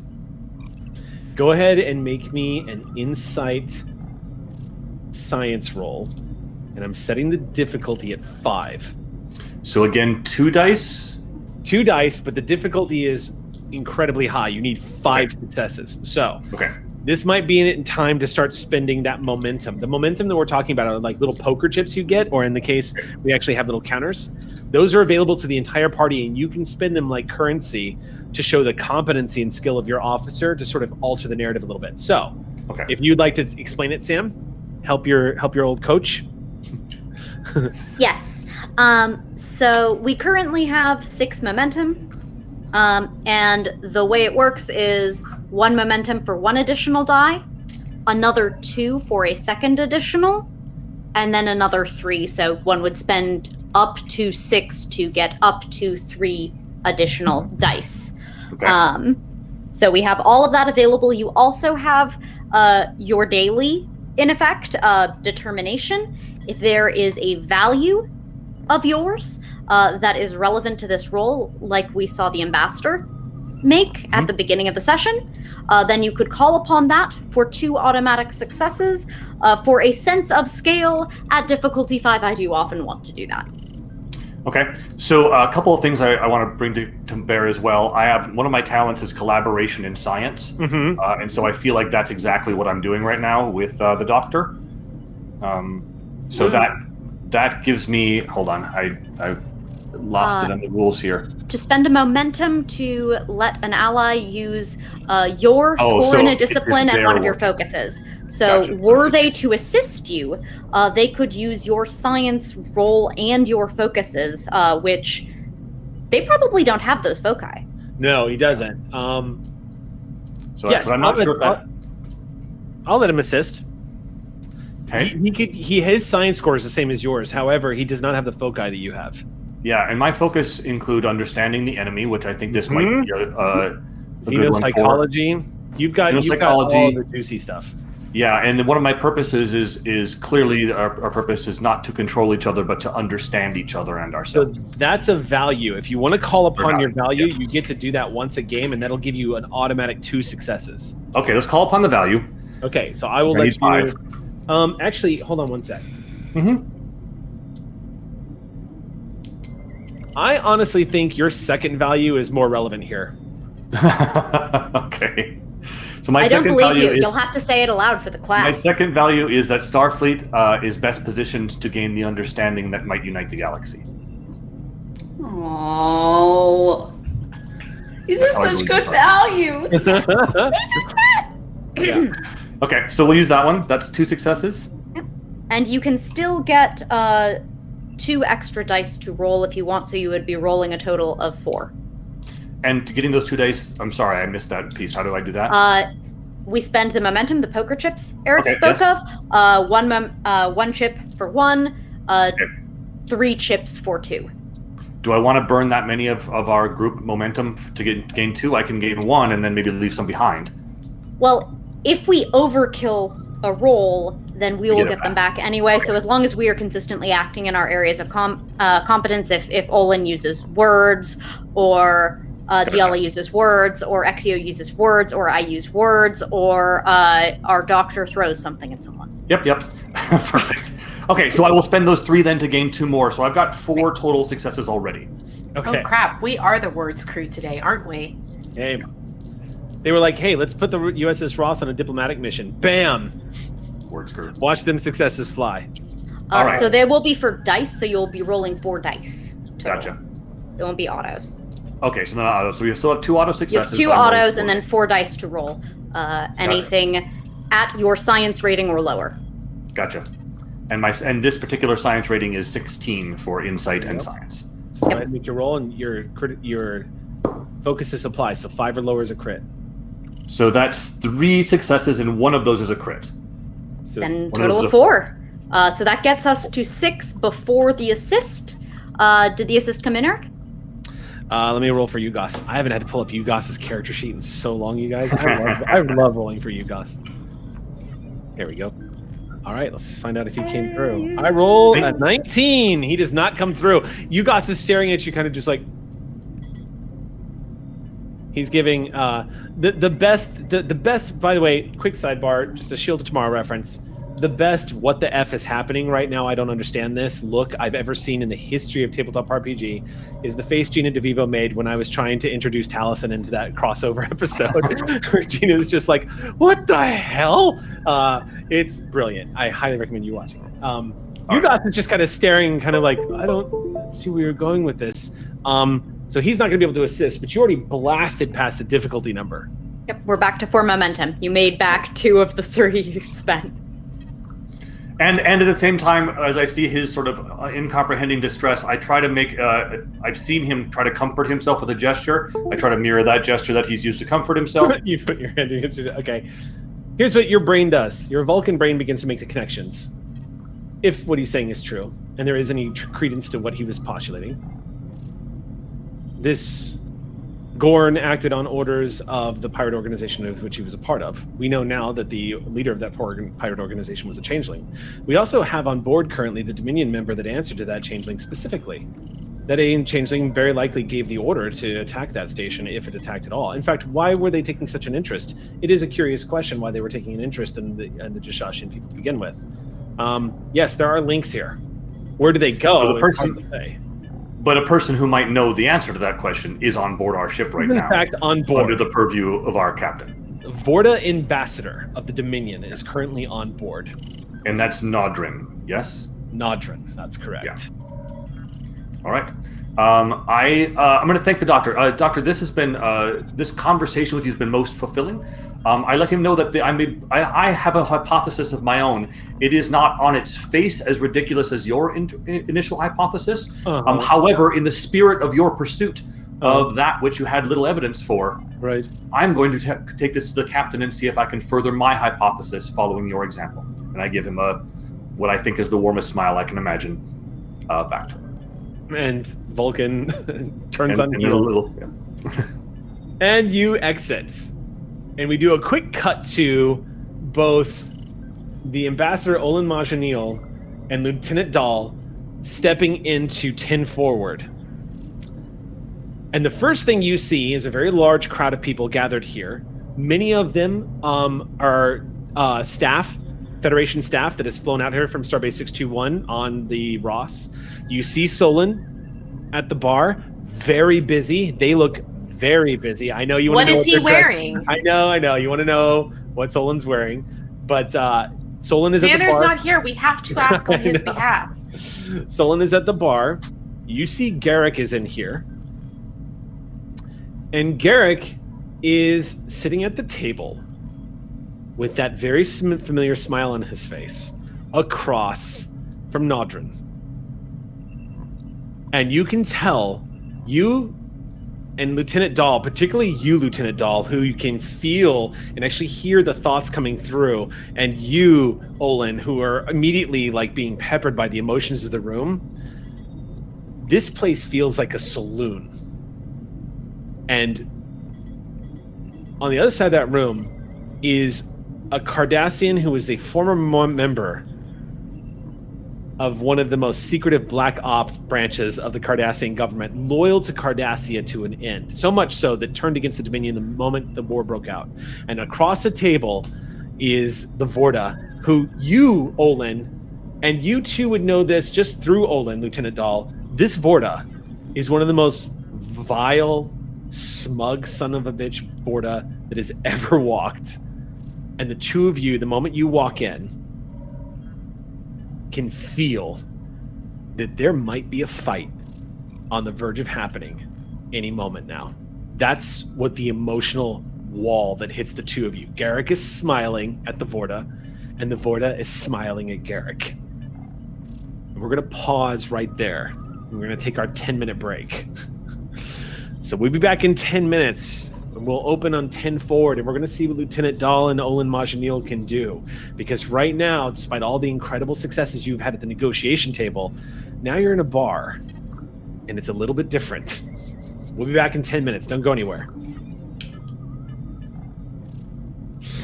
Welcome back to Clear Skies, our Star Trek Adventures live show where we watch Cynthia Marie try to play off the fact that she has a mouthful of noodles. We are going to jump right back into our... I was terrible at Geek and Sundry when we would have like staff come in and just like try to subtly not let the audience know that they were there. I got in trouble because I loved like Ryan Green is not crawling across the floor right now to fix a cable. I remember like my first day there. Oh, He pulled this nonsense a few weeks ago on Jake too. Yeah, I was just, yeah, indeed, I was a terror. When I see someone trying so hard not to get noticed, I can't resist. The trick is to have your character also be eating noodles, and then you can just eat noodles. I haven't done that a million times. Fun fact. Diegetic diet. Fun fact, that was Robert Downey Jr. in The Avengers. He was eating all those snacks, literally in character, because he was hiding snacks all over the set. So... That's why that happened. Smart. Two of you are standing in the doorway of 10 Forward, which is very crowded this evening. Ox crew is milling about through here. You can see the tension at the table. You're not sure if it's about to come to blows, but the hostility is so palpable. Even if you were not empathic or telepathic, the two of you would catch what is going on between the two of them. When I described it as a saloon, it's like watching a showdown, basically. The two of them standing there giving a measure of each other. Outside the negotiation table, it seems like they feel comfortable telling each other with smiles on their face what they think of each other. Iklat Itlan is here and is standing in the corner not too far away from the Vorta. He has been given a wide berth by the rest of the people in 10 Forward. As a quick reminder, Iklat Itlan is a Jem'Hadar soldier standing at a hulking 7 feet tall and is just built like a brick house. He is a stunning clone of the Jem'Hadar species and intimidating as hell. Also quite visible is the Ketracel white tube that's fed into the right side of his head that all Jem'Hadar have. He is unarmed, but you all are very well aware that Jem'Hadar are a walking weapon. He is armed even when he is not armed. Their NPC stats are ridiculous. So he's standing there quite passively, zen-like in fact. The bar is hopping. And you can see there's a couple of Cardassians at the bar, as well as a couple of Federation members, and a lot of members of the crew. There is live music being played right now to keep things amiable. But it's like a soft, you know what, hell with it. I would say it is the 21st century version of lo-fi hip-hop that's kind of being gently played over the comms here.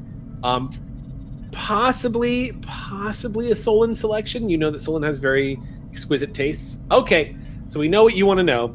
We're going to get to it.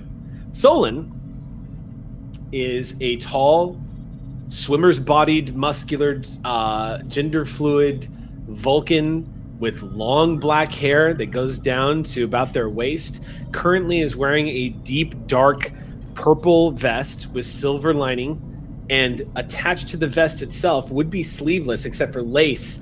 Covers the entirety of their arms down to their wrists and then links over their fingers, giving them these like black laced sleeves.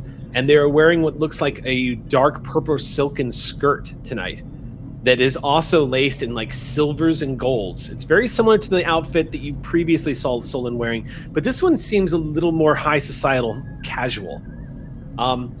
What makes it so beautiful is these dark purples and silvers, how it mixes in with the cascade of that black silk hair that just runs down their back and just kind of flows as they move from patron to patron.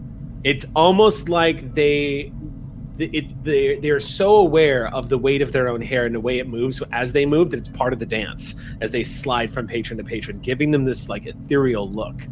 And they shine a smile in your direction, Olin, and you as well, Lieutenant Dahl, as the two of you enter. I'm going to have a quick conversation with Olin. Again, telepathically, reading the room. Mm-hmm. I'm just going to kind of glance over and go, I believe that the emotions here are quite palpable, don't you think? Indeed. I don't think we should be careful about how we interrupt the interaction currently taking place at the table. But otherwise, yes, one of us at least should go over there and perhaps break the tension a little bit. I agree. I think we should perhaps maybe get a table first so that we can get a better read what is going on. And I would also like to order some noodles, don't mind, to balance out the large drink that I have to endure. Sounds like a good idea. Ooh, food actually does sound really nice. I think it'll help with the hydration attempts as well. I agree. Gonna scout to see if there's a table anywhere close to the two that we're gonna be inspecting. All of the tables are taken, but when you are glancing around, Lieutenant Dahl, what you do notice is Garrick suddenly stand up from his table. He says something to I'm Vorta. going to... What are you gonna do? Not go that direction. Hold on a second.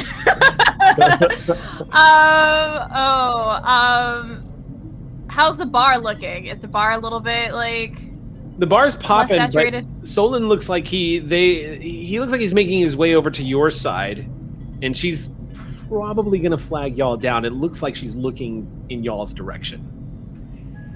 I think that while it's Lieutenant Dahl's instinct to look elsewhere when Garrick stands up, it's Olin's instinct to move towards the danger in this case. Okay. And they kind of give Lieutenant Dahl a brief nod as she sort of continues to scout out a place for them to sit and sort of beelines over to that table really fast. You're intercepted by a crew member that didn't realize that you were on approach. As you were approaching that table, you see a familiar crew member that you've spoken to maybe once or twice in the past, an Ensign Tavarla. Hello. Ensign Tavarla is half Klingon, and you recognize her as she approaches, and she doesn't. Timidness does not look good on Tavarla. It's not something that she's known for. When she approaches you, it's very direct, but it's very polite. She just, Ambassador, forgive me. I know that you're on your off time. Tavarla, Ensign Tavarla. Yes, I recall you. Yes. How can I help you? I'm sorry to bother you. It's just that not at all. My son Kuhn has started to exhibit empathic abilities, and I was wondering if it would be possible if I could bring him by to talk to you. If perhaps both of us could come by and speak to you sometime about what's happening. Well, I'd be absolutely honored, of course. Anytime. I'll go through the channels and make an appointment then. Indeed. You're welcome to stop by anytime my hours show availability. Thank you. I will do so. I've been a bit at a loss of how to properly help him. Any insights would be appreciated. Yeah. Above game, I'm guessing that her child is also a mixed species? Yes. Okay. He has difficulty processing. I'm half Klingon. I can have a temper sometimes. And even kids are already so smart at being able to tell when their mother is not being completely honest with them. He can sense when I'm not. And it's causing some mild irritation. Well, we certainly would like to avoid discord between families. So, yes. Thank you. Feel free to bring him by. I'll let you get back to your evening, and I'll set the appointment. Of course. Thank you, Ensign Tavarla, for confiding in me. You're welcome. And thank you for your time. Of course. She moves past you, and this crowd kind of slips past. And at about that point, you see as you glance up that Garrick and Lieutenant Dahl are about to cross paths as Garrick is approaching the bar. And at about that point, Garrick kind of homes in on you for a second, Lieutenant Dahl. You can hear Garrick is not hard to pinpoint in a crowd when he calls out to you. And you indeed hear "Oh, Lieutenant Dahl! Hello? So good to see you. Likewise. Finally having some downtime, are we? I wouldn't quite say it's downtime, but certainly a time to enjoy a few moments of non-negotiations. Ah, if only that were possible. What I've discovered, especially in this time, is that negotiations are happening all the time. That is quite true. What do I know about this person? Ellen Garrick was something of an unknown for a while. He lived on a remote deep space station out in the middle of nowhere that didn't become relevant until the wormhole was discovered near Bajor. What you know about Garrick is that he lived on Deep Space Nine as a tailor for some time, though highly suspected by Starfleet intelligence that he had alternate connections, and as it turns out, that kind of ended up being true. Garrick used to be a member of an organization called the Obsidian Order, which was essentially like the Tal Shiar / Starfleet intelligence, the Section 31. Like, it's the Cardassian secret police. Except, ironically enough, the Obsidian Order wasn't inherently all evil. It had people like Garrick in it that were loyal to the people of Cardassia. It was absolved when the Cardassian military took complete control and the Dominion Charter was signed. What you know about Garrick today is that right now he is considered one of the leaders of the Cardassian people. He is one of three in the inner circle of who is meant to become the president or the new leader, the future leader of Cardassia. He's very charming, quite eloquent with the way he speaks, and has an uncanny ability of double speaking with everyone he meets. What do I know? Any etiquette for Cardassians, perchance? Any sort of greetings, specific? What I would tell you is, why don't we do this as a roll? Why don't I have you roll? Because this would be perfect for you to utilize your character. So why don't we give you an insight command roll, and I'll let you use. I was looking particularly at Federation law and politics. I was thinking history, actually. I know. Or that too. Yeah, because Garrick played a significant role in the Dominion War. So I think I would allow you to know a little bit about him through that. So go ahead and make an insight command roll. And that difficulty is going to be, difficulty a 1. So you're rolling, you need a 13 or lower. On 2d20. So roll 2d20. No! Oh, okay. Hold on. What was the first one? Because they both No. 17 and 19. Okay. You have no idea. And it's not because you're ignorant of how Cardassians conduct themselves. Cardassians tend to be pretty straightforward people, but Garrick is a unique case. Mm-hmm. Garrick tends to be the one to conform to what's going on in the room in order to make everyone feel pleasant about themselves. So you can't get a read on what the best etiquette course of action here is. Okay, well, I will take a conservative approach then. Definitely not going to be any seductive or anything. Just going to kind of like reel it all back in and just be very personable. Yes, so what is it that you're drinking tonight? Perhaps I can indulge in the... I was given something else to drink, but perhaps I can indulge with you for a moment. Well, typically you might find me drinking a glass of Kanar, but when I'm around revolting people, I like to drink revolting drinks. This is called root beer. Intriguing. Root beer. I have had some root beer in my time. Revolting. Who's revolting around you? The genocidal maniac in which I was conducting business with just a moment ago. You and I have quite a lot in common with him, after all. He destroyed my homeworld and also attempted to enslave yours. And now we're sharing a room with him. I do so love peace. We are, yes, peace. Peace. That is a quite interesting word. Might I interest you in a glass of it's a interesting drink from Earth. It is called wine. Wine. Well, it does share a word in common with many of the other drinks that I've had. Why not? Excellent. Perhaps it's a little bit less revolting, but still hits the same point. For this wine, I am at your disposal. I ordered 2 Cabernets. Okay. He holds it up and says, He takes a sip and says,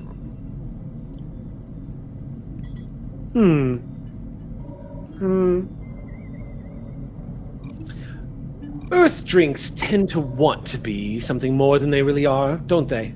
They try so hard to be as good as other drinks. Well, That they do. here's to trying.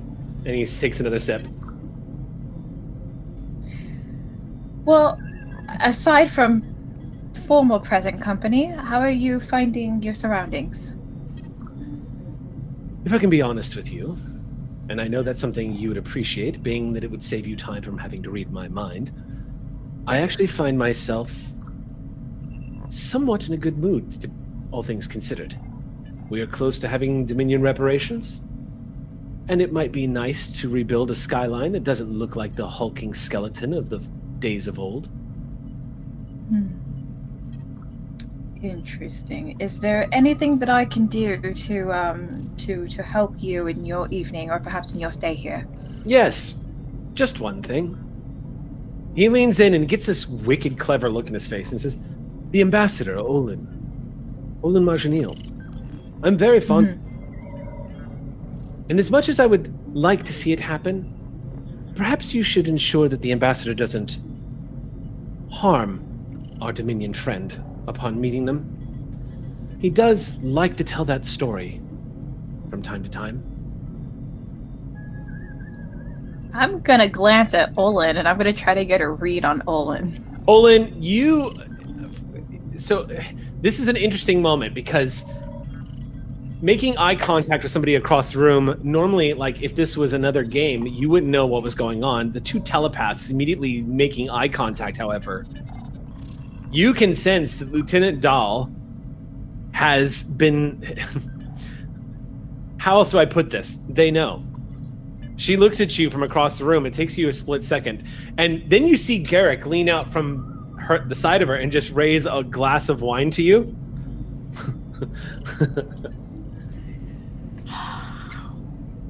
So charming. Truth of the matter is, Lieutenant Dahl, I live vicariously through that story, and every time he tells it to elicit sympathy, I find myself wishing over and over and over that I could have, just for one day, been Ambassador Olin Marjanil. I see. So could you perhaps tell me your side of the story? Wait, I'm sorry, what was that? His side of the... Could your side of the story of what you've had? Only that the Federation were a bunch of wild animals that were more interested in re-engaging in war with the Dominion, as evidenced by an ambassador who assaulted him under unprovoked terms. Interesting. Very. Quick question, game mechanically. Using my telepathy, From what I was just told, is it possible to send almost like the memory of what was just happened over to Olean?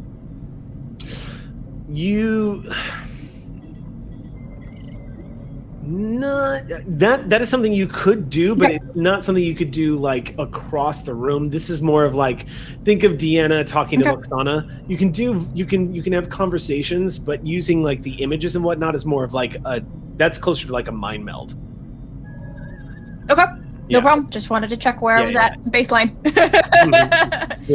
So I'm gonna send my interpretation of that conversation to Olean. You basically get the sort of the quirked eyebrow. I threw a cup of hot tea in Nadrin's face the last time he was here, and he might like to think it was unprovoked, but if you had heard the garbage that he spewed from his mouth, you would have done it too. Interesting. You have certainly made this evening a little bit more colorful. I turned back. Please. I turned back. Unprovoked. So can you explain to me what you mean by unprovoked? Well, according to his side of the story, he cornered the ambassador in a way that left them speechless. And as a result of this, the ambassador resorted to violence. As we all know, Olin Majaniel is a terribly violent person. It was only a matter of time until they unleashed their claws and attacked the poor, defenseless Vorta, guarded by their Jem'Hadar bodyguard, only standing ever a few feet away. One wonders how Olin made it out alive. I feel as though that there is a certain baseline when you talk about violence. I believe that a baseline violent Klingon might be different from a baseline violent Basozoid, no? I suppose that's true. So your version... so your version of violent might be different from someone else's. So enlighten me, exactly what actions were taken? The Vorta doesn't like to go into detail about that. But I think it's safe to say that his side of the story is complete crap. I might actually agree with you at that point. He nods slowly and says, if there's one thing that I've learned about Nadrin, is that he is very much a Vorta. At that point, I'm going to look over at Olean and see where they're at in terms of their scene. I mean, Olin is basically, once the ensign had wandered off and they realized that Garrick was no longer like in their path of interception, and when they see him with you, they kind of look warily over at the table with the empty chair across from the Vorta. And there you can feel conflicted emotions in Olin very strongly of, do I go over there or not? Do I do this to myself or not? So I send a quick message of, well, I'm going to do it. Can you say that one more time? Sorry, I didn't catch the top of that.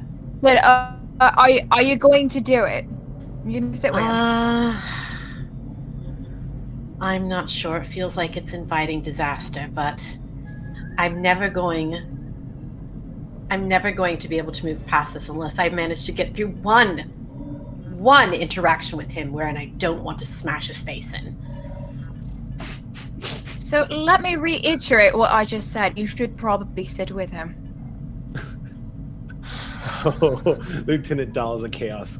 He's a chaos goose. We have another chaos goose. Honk. Yeah.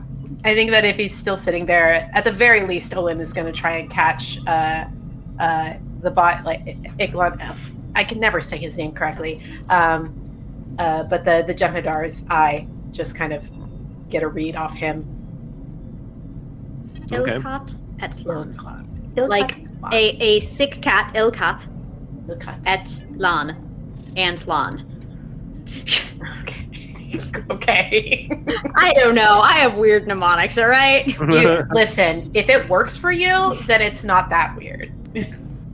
The ill cat ate the lawn because he's got a sick tummy and animals I eat know, grass eat the when they're grass. sick. That's true.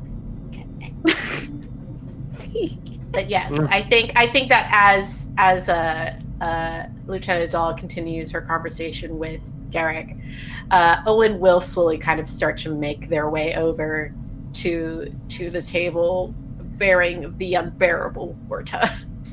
The first person to spot you is Iklat Itlan. Spots you the moment you start approaching. Elkat sees you, and Ikat nods as you approach, acknowledging you. This is the first time you've seen him since y'all were back in the Shackleton Expanse in the Beta Quadrant. And so far as you know, I mean, you've seen him around the ship, of course, he's been an escort. He's not allowed into the negotiated meetings. But as far as you know, he was going to his death. You were not sure you were ever going to see him again. I think that secretly, like the moment that he boarded the ship, the captain and Exio and Ambassador all like had like a small party by themselves. Really, like they had a glass of champagne and were just like, yeah, and then like that was kind of it. Why? I have no need to be worried. Why would I think something happened to him? Well, I mean, you were worried about him even before that. I mean, yes, true. There have been months where I just wake up hoping wherever El Catatlan is, he's having a nice day. Yeah. Well, apparently he's having at least a decent one right now. But yeah, I wander over. I have my big jug with me. Okay. I set it down on the table. He looks up at you. Nodrin is seated. The Vorta glances up at you, and you see those big, beautiful lavender-colored eyes spot you. And when he does, he goes, oh, Ambassador Olin Marchanil. And he stands up, and he says, it is such a pleasure to meet you. I have been longing to see this happen. Nodrin, as you well know. And in their brain, Olin is thinking, well, that's already failed. I want to smash his face in. But yeah, they set the jug down. They kind of nod to Nodrin as he greets them and it's like, if I had known that you were waiting for this moment with such anticipation, I might have indulged you a little sooner. I apologize. Hit him with the jug. Oh, I'm sorry. No, of course, it was for me to apologize. I understand my predecessor was quite rude to you at a certain critical moment, and I would like to make amends on his behalf. I see. Would you care to join me? If the seat is free, I will take it. It is, please. Well, as he slides into the seat and looks at you, Olin, and says, we meet at last at this pivotal moment of peace and prosperity being negotiated on the part of the Dominion, the Cardassian people, and the Federation. It's truly the start of a new era. Well, I certainly hope so. We've had quite the roller coaster getting here. Yes. Oh, it's a beautiful world. He looks out the window. 10 forward, you can see Cardassia Prime below. Y'all are in orbit. And he shakes his head and he says, so much death and heartbreak. There's a lot to answer for. I'm glad we're finally healing the wounds. I am as well. I wasn't sure if I would be here to help usher in such change. So I am glad that I am. He quirks a brow and says, were you considering leaving Starfleet? Well, there were many things I was considering. Leaving Starfleet, not necessarily, but your predecessor called into question many things. Yes, Nodrin, unfortunately, was put in a very impossible position. Of course, answering the call to the Founders is a blessing. One that every Vorta aspires to be caught in such a situation, to be given the order by one Founder and given an order by another, inevitably leads to death. But a death worthy of Vorta. May I ask what happened to him when he returned?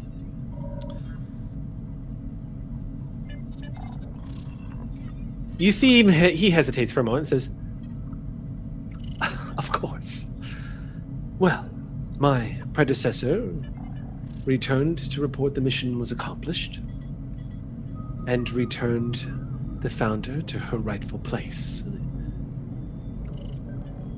and was put to death. I think we could leave it at that.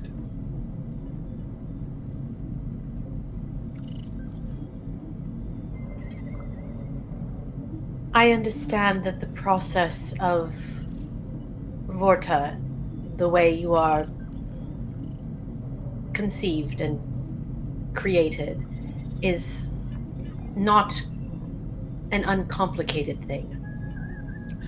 Indeed, it's quite efficient. I know that you are not him, but you're all... I hesitate to use the word programmed because that feels... inaccurate? Indeed. And unfair. You're all sentient beings with at least a little modicum of self-actualization, at least from what I could tell. But I know that your existence is... Let's just say I'm very interested in seeing what kind of evolutions take place within the Dominion in the coming years. I think I understand what you mean. I, personally, am excited by the challenge of changing your mind. The one thing I knew about Nodrin, you, is that your particular group of clones have a little bit of rebellious streak in you. That may have been true for my predecessors, yes. But with each new version of Nodrin that comes forth, I'm happy to say the improvements have been made. That's actually kind of a shame. A shame? I think the Dominion could use a little rebellion. Oh, I understand that primitive concept of recycling your government by pressing the reset button from time to time. But that's not necessary with the Dominion. The founders guide us. They show us the way, and we are blessed to follow. I will have to take your word for it. You function very differently from us. Yes. But, as the Vulcans are wont to say, infinite diversity and infinite combinations. Ah, Vulcans. I'm so very fond of them. They keep things so simple. Everything is so elegant with Vulcans. They would have been an excellent addition to the Dominion. Alas, it was not meant to be. Well, perhaps in 100 years we'll be saying something along the lines of, it'll be nice to have the Dominion as part of Starfleet. And the Federation. Ambassador, please. I've given you no cause to hurl insults at me. Who knows? Perhaps Nodrin number whatever will not see it that way in 100 years. Perhaps. Either way, from what I understand of Deltan timelines, you will not be around to see it.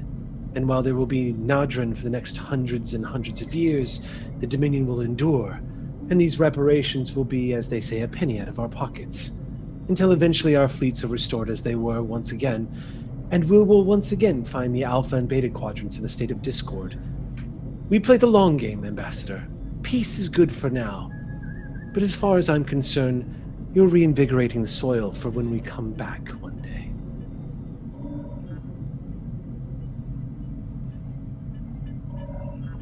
Duly noted.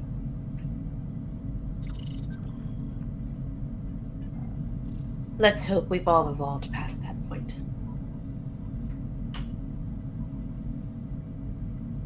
He doesn't respond. He just smirks at you.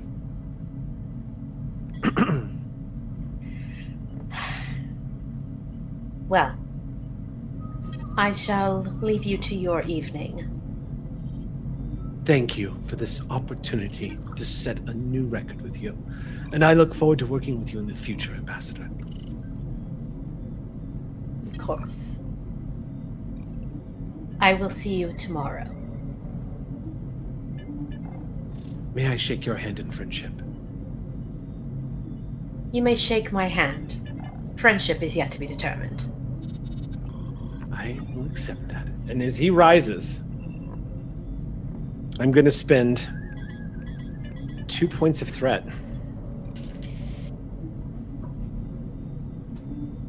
And the drink that's in front of you is knocked over and into your lap. With his hand extended forward, just splashes all over, and he's, "Oh, Ambassador, I am sorry. Forgive me." And he goes down and picks up this napkin, folds it, and he says, "May I?" It's not necessary. Oh, of course. My deepest apologies. Think nothing of it. It's just a drink. Good evening, Ambassador. Good evening, Ambassador.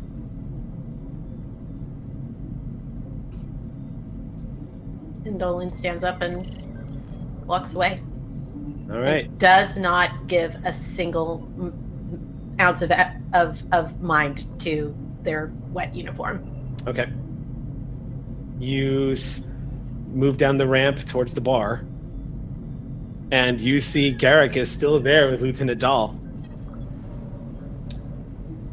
If you wanted to see unprovoked.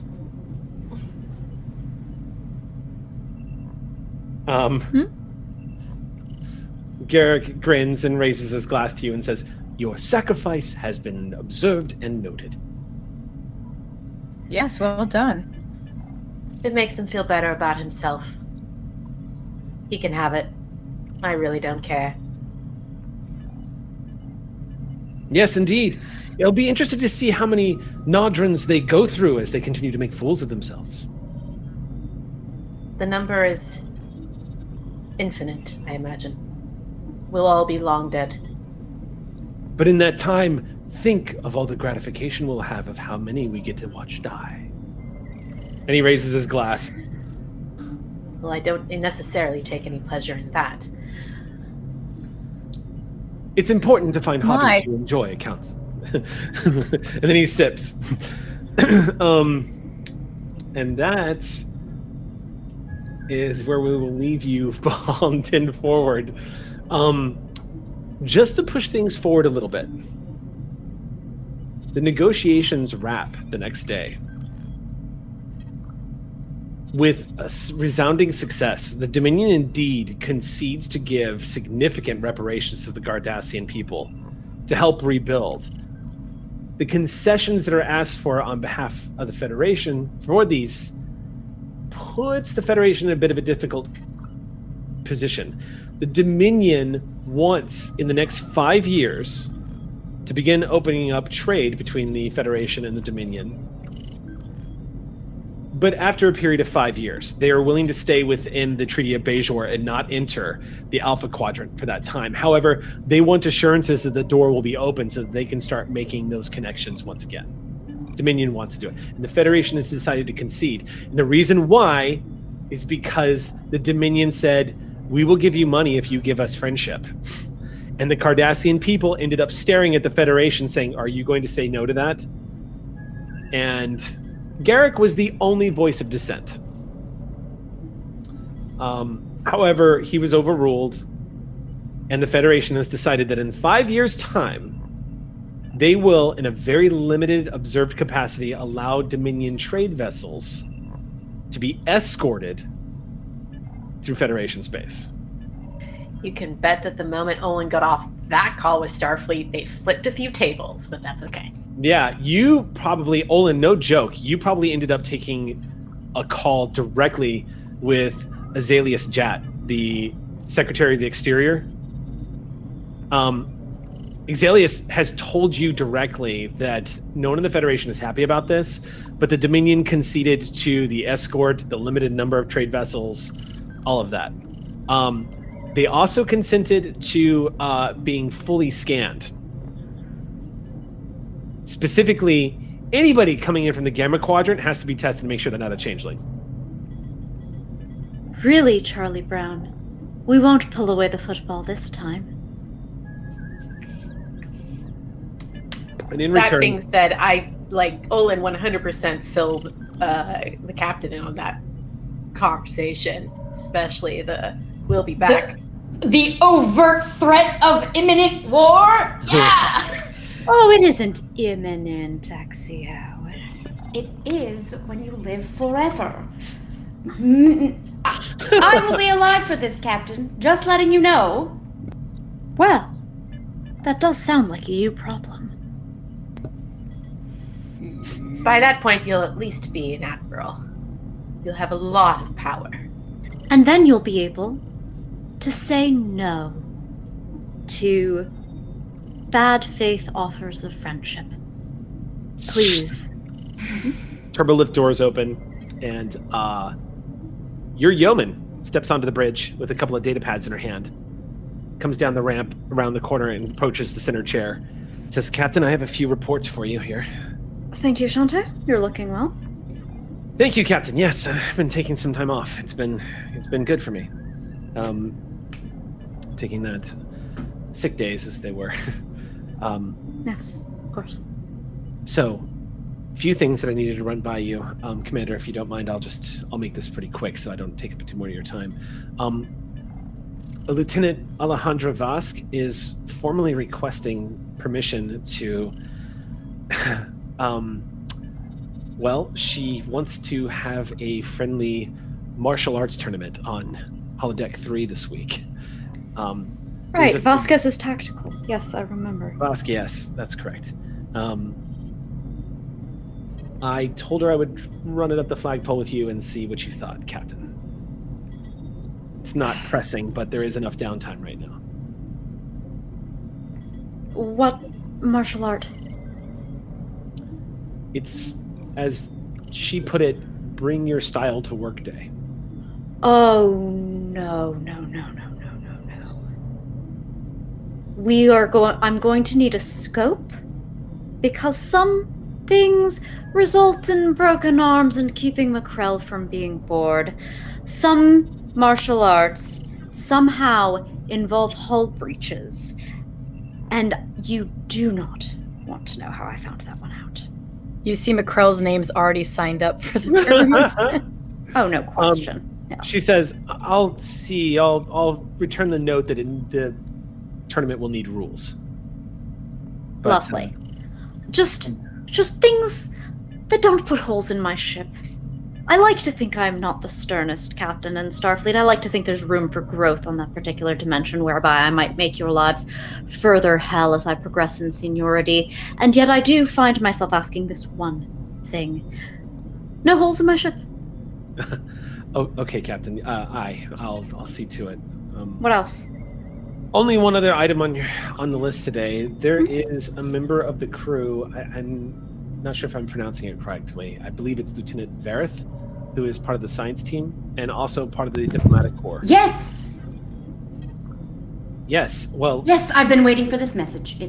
Yes. He has requested time with you, Captain and Commander XEO. He apparently wants to go over some information, some data he's discovered recently that's somehow connected to, and she looks at the report, data that's been quantified by Dr. Yada and Dr. Yugas. Ah, yes.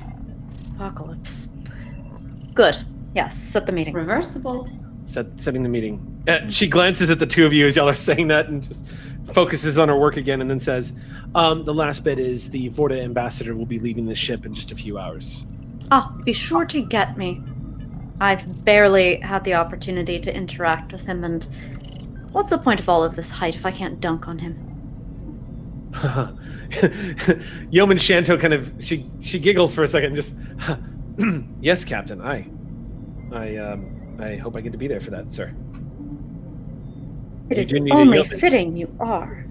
Excellent. Yes. That's all I have for you today, Captain. Pretty slow. Get out of my sight. Go back to taking sick days. Aye, Captain. And she takes that order to heart and walks straight towards the turbo lift. Do we have a particular name of the not Lacat at sensors right now? Yes. Let me pull up our handy dandy Ox crew list created for us and organized for us by our mods. Thank you, mods. Thank you, mods.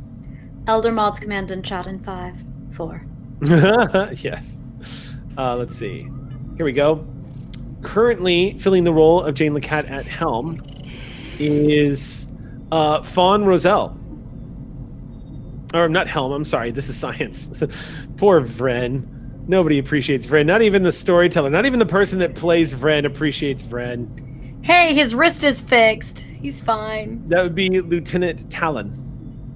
Is currently seated. Normally beta shift, but is currently covering for the cat. Good. So I'm about to do the bouncy ball after making that comment. See, it's not her. It's not nearly as fun. But it's not the cat. I'll redirect it at Bren. It bounces off. Vren turns around and just goes, are we doing the bouncy ball thing again? You keep talking about this. Are you all right? Do you need to... Is this calls for counseling, Axia? Or is this more of a Mackrell thing? Oh, definitely Mackrell. She's much better at when things are thrown. Thrown? You too now? This delusion throughout my bridge. Delusion, I say. I'll be in my ready room, Commander, when Vareth comes through. Join me. Yes, thank you, Captain. Pleasure. All right. One more bounce and I go. I grab it. And then I'm just squeezing it and just...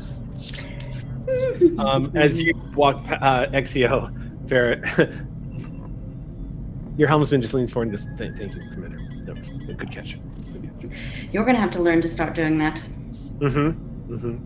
Especially if Lieutenant Lacat takes any more sick days.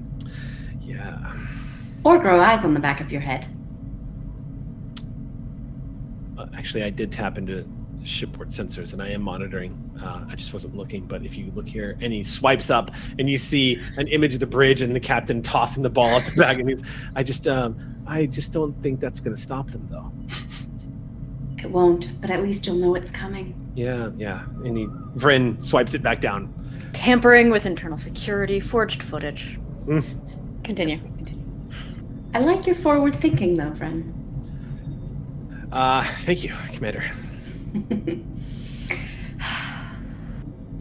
Where is, when was the meeting with Lieutenant Vareth? I've been reading his file, and it's fascinating, and I cannot wait to hear the theories. So you are waiting for that to happen? Yes. I'm this is an excited stress ball now. In Sickbay, Mackrell. Yes.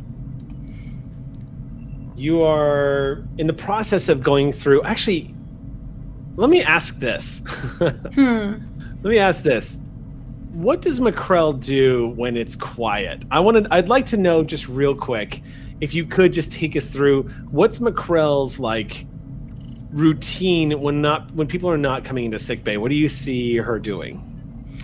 Well, the tea helps that she drinks, particularly in keeping her calm. Mackrell, since we've arrived near Cardassia Prime, has been a little bit more antsy than usual, and due to memories of the war coming back and just things that she would like probably to forget. So if she's not on duty, she'd probably spend some time in the holodeck practicing for that martial arts tournament that's going to be coming up that she will definitely win. Then we'll say it's evening right now, because it was evening in 10 forward not too long ago. We did a bit of a time skip, but as the alpha shift is coming to an end, sickbay is a little emptier than it normally is, and you're just alone in your office, and you hear somebody step into the room and stand in front of your desk while you're looking at the data pad in front of you. I look up. You stare into the face of Reiku. Oh. Wait, remind me. I have my notes. That's The brother. Yep. Oh, what? Yeah. Oh. Whoa. Okay. Reiku's standing in front of you. You see a burn mark centered on his chest. It looks like his chest has been drilled by by close range phaser or polaron fire, and he's staring at you. He's standing right in front of you at your desk, an apparition, staring right into you. His mouth is slightly open, and he doesn't say anything.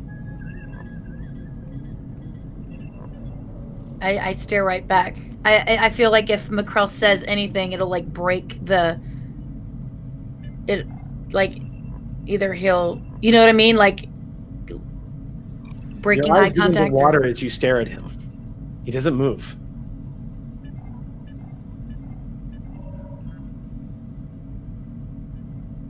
Mackrell slowly reaches for something on her desk to initiate her reflex test You to kind this of apparition. you Just notice something small. Mackrell, as you reach for a tricorder, you realize your hand is trembling a little bit as you feel your fingers wrap around that cold metal of the tricorder. As you pull it closer to you, it's just a brief second of blinking and he's gone. He's just not there. I immediately scan the area. You start scanning. Go ahead and roll a reason science check. Difficulty is 1. Oh. Where's my sheet? Okay, reason science. Oh. Okay. Yeah, I guess I can't. I don't have any talent that's gonna help me with this. 1. Okay, I got 2 successes. Oh, what was the difficulty? The difficulty was 1. Oh, great. Okay. You detect the environmental systems are working fine. You detect the oxygen levels in here are normal. The temperature in here is normal. You're not detecting anything. There doesn't seem to be any sign of abnormal or anomalous energy readings. Nothing. You detect the presence of a couple of life forms in here, and they all register as your nurses and doctors that are moving through here. Okay. I'm going to sit calmly back down at my desk and take a deep breath and schedule a future appointment with Exio. You just take a deep breath, and you move over, your hands immediately calling up Exio's appointment file. And you enter the name, Mackrell, into the next available appointment. And as I put it down, I'll just be like, just in case.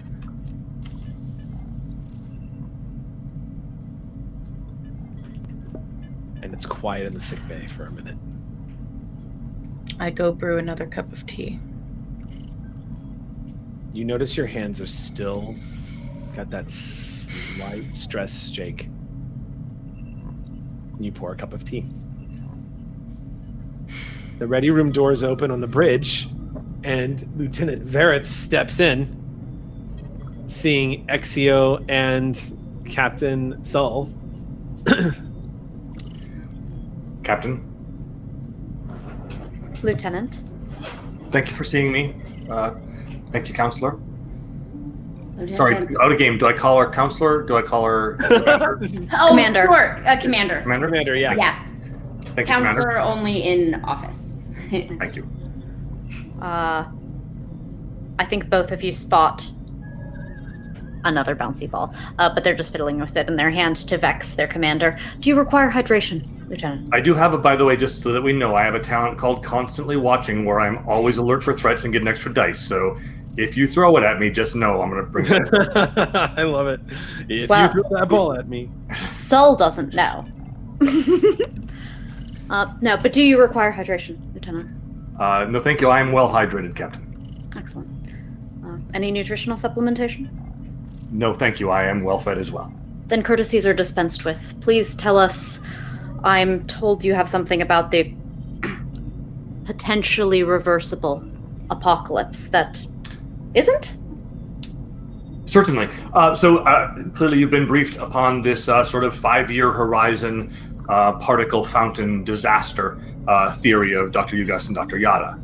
I believe I may have a potential opportunity to learn more about it and lead to the, what did you say, reversible nature of this event? Apparently. After a conversation with the doctors, I have some suspicions, and this is based, I will say, in part on a hunch, but in the spirit of following such things, directed to me by the doctors and learned from much experience aboard this ship.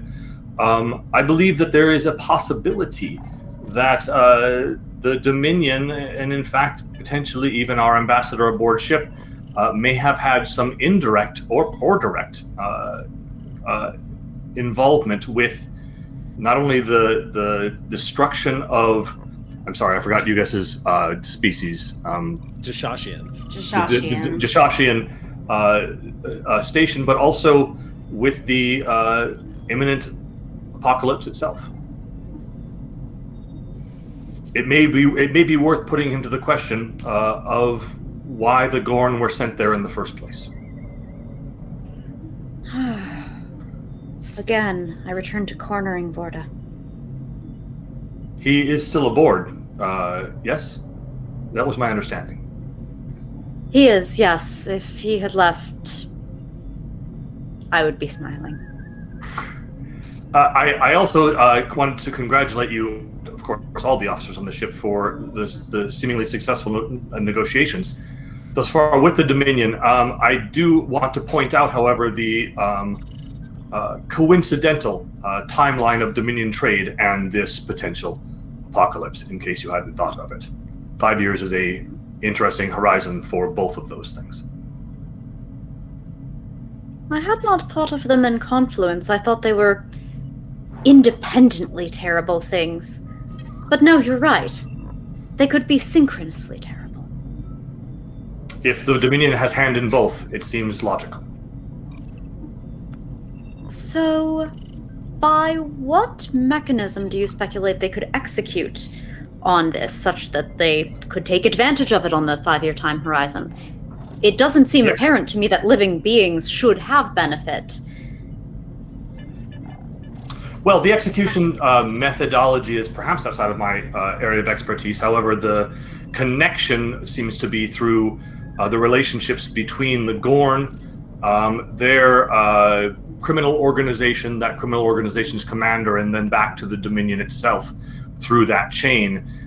It may be that they are happy to agree to limited trade in 5 years because they expect at least portions of the Alpha Quadrant to be chaotic during that time, and that the structures of the Federation and their escorts and constraints may not be available to escort them. That maybe they will roam freely because we will be otherwise occupied with the end of the quadrant. And yet I understand this threatens the galaxy at large. Would this not be a threat to the Founders as well? In my experience and in reading, and my experience during the negotiations at the end of the Dominion War, and in reading more about the Founders, it seems that their long-term vision is much longer than even Vulcans. A reset of the galaxy may still, or at least of this part of the galaxy, may advantage them. It is a good point. Well made. Commander? I'm sorry, Captain. I was monitoring where he was. And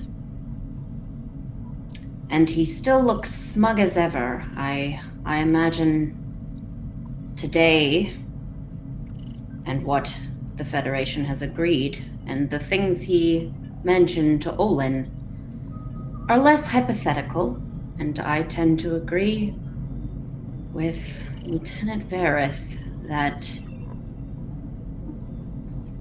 But why the Gorn? Simply because they are available and hireable? yes. And the Gorn lack imagination. They probably did not ask too much questions beyond how much and where. It's almost prophetic.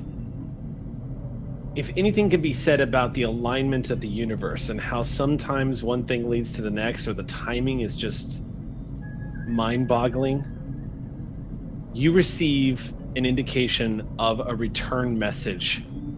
No, not him. A notification pops up, a reply to your message that you sent some time ago. You see it is under the standard encryption that you sent this message, and he is sending a reply. Speak of the... No, I won't glorify him with that. I contacted Taraz. Exio, who's probably not supposed to look delighted, immediately just... Can you remind me of Taraz's Gorn companion's new chosen name? Oh, Taraz Slabaz is what I believe he was calling himself. Slabaz. Ah. Some kind of a god? Yes? Yes, I believe so. Well, answer it.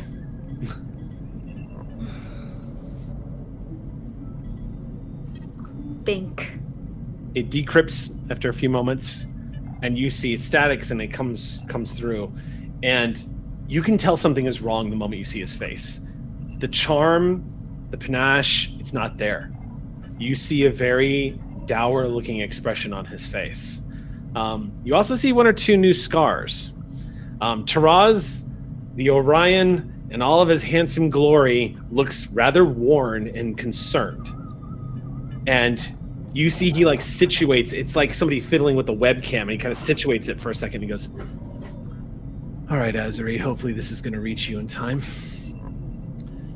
I don't know how long I've got, so I'm just going to go ahead and just tell you what I've learned. The Syndicate was never destroyed. And I've got proof.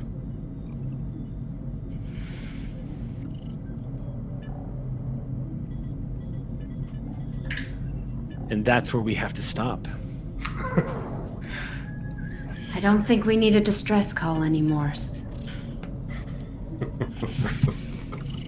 Welcome to the Campbell Cliffhanger.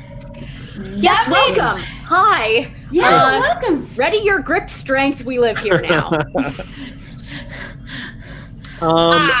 So it's super challenging. Star Trek Adventures is always a super challenging game to run guests on because the party is almost always split.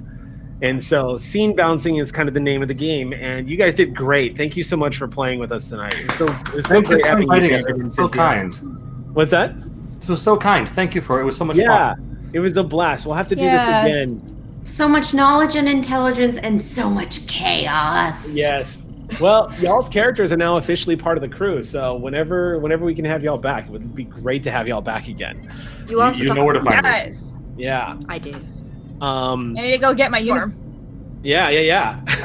That's going to do it for us tonight here on Clear Skies. This has been a very interesting episode. It's setting up a lot of stuff.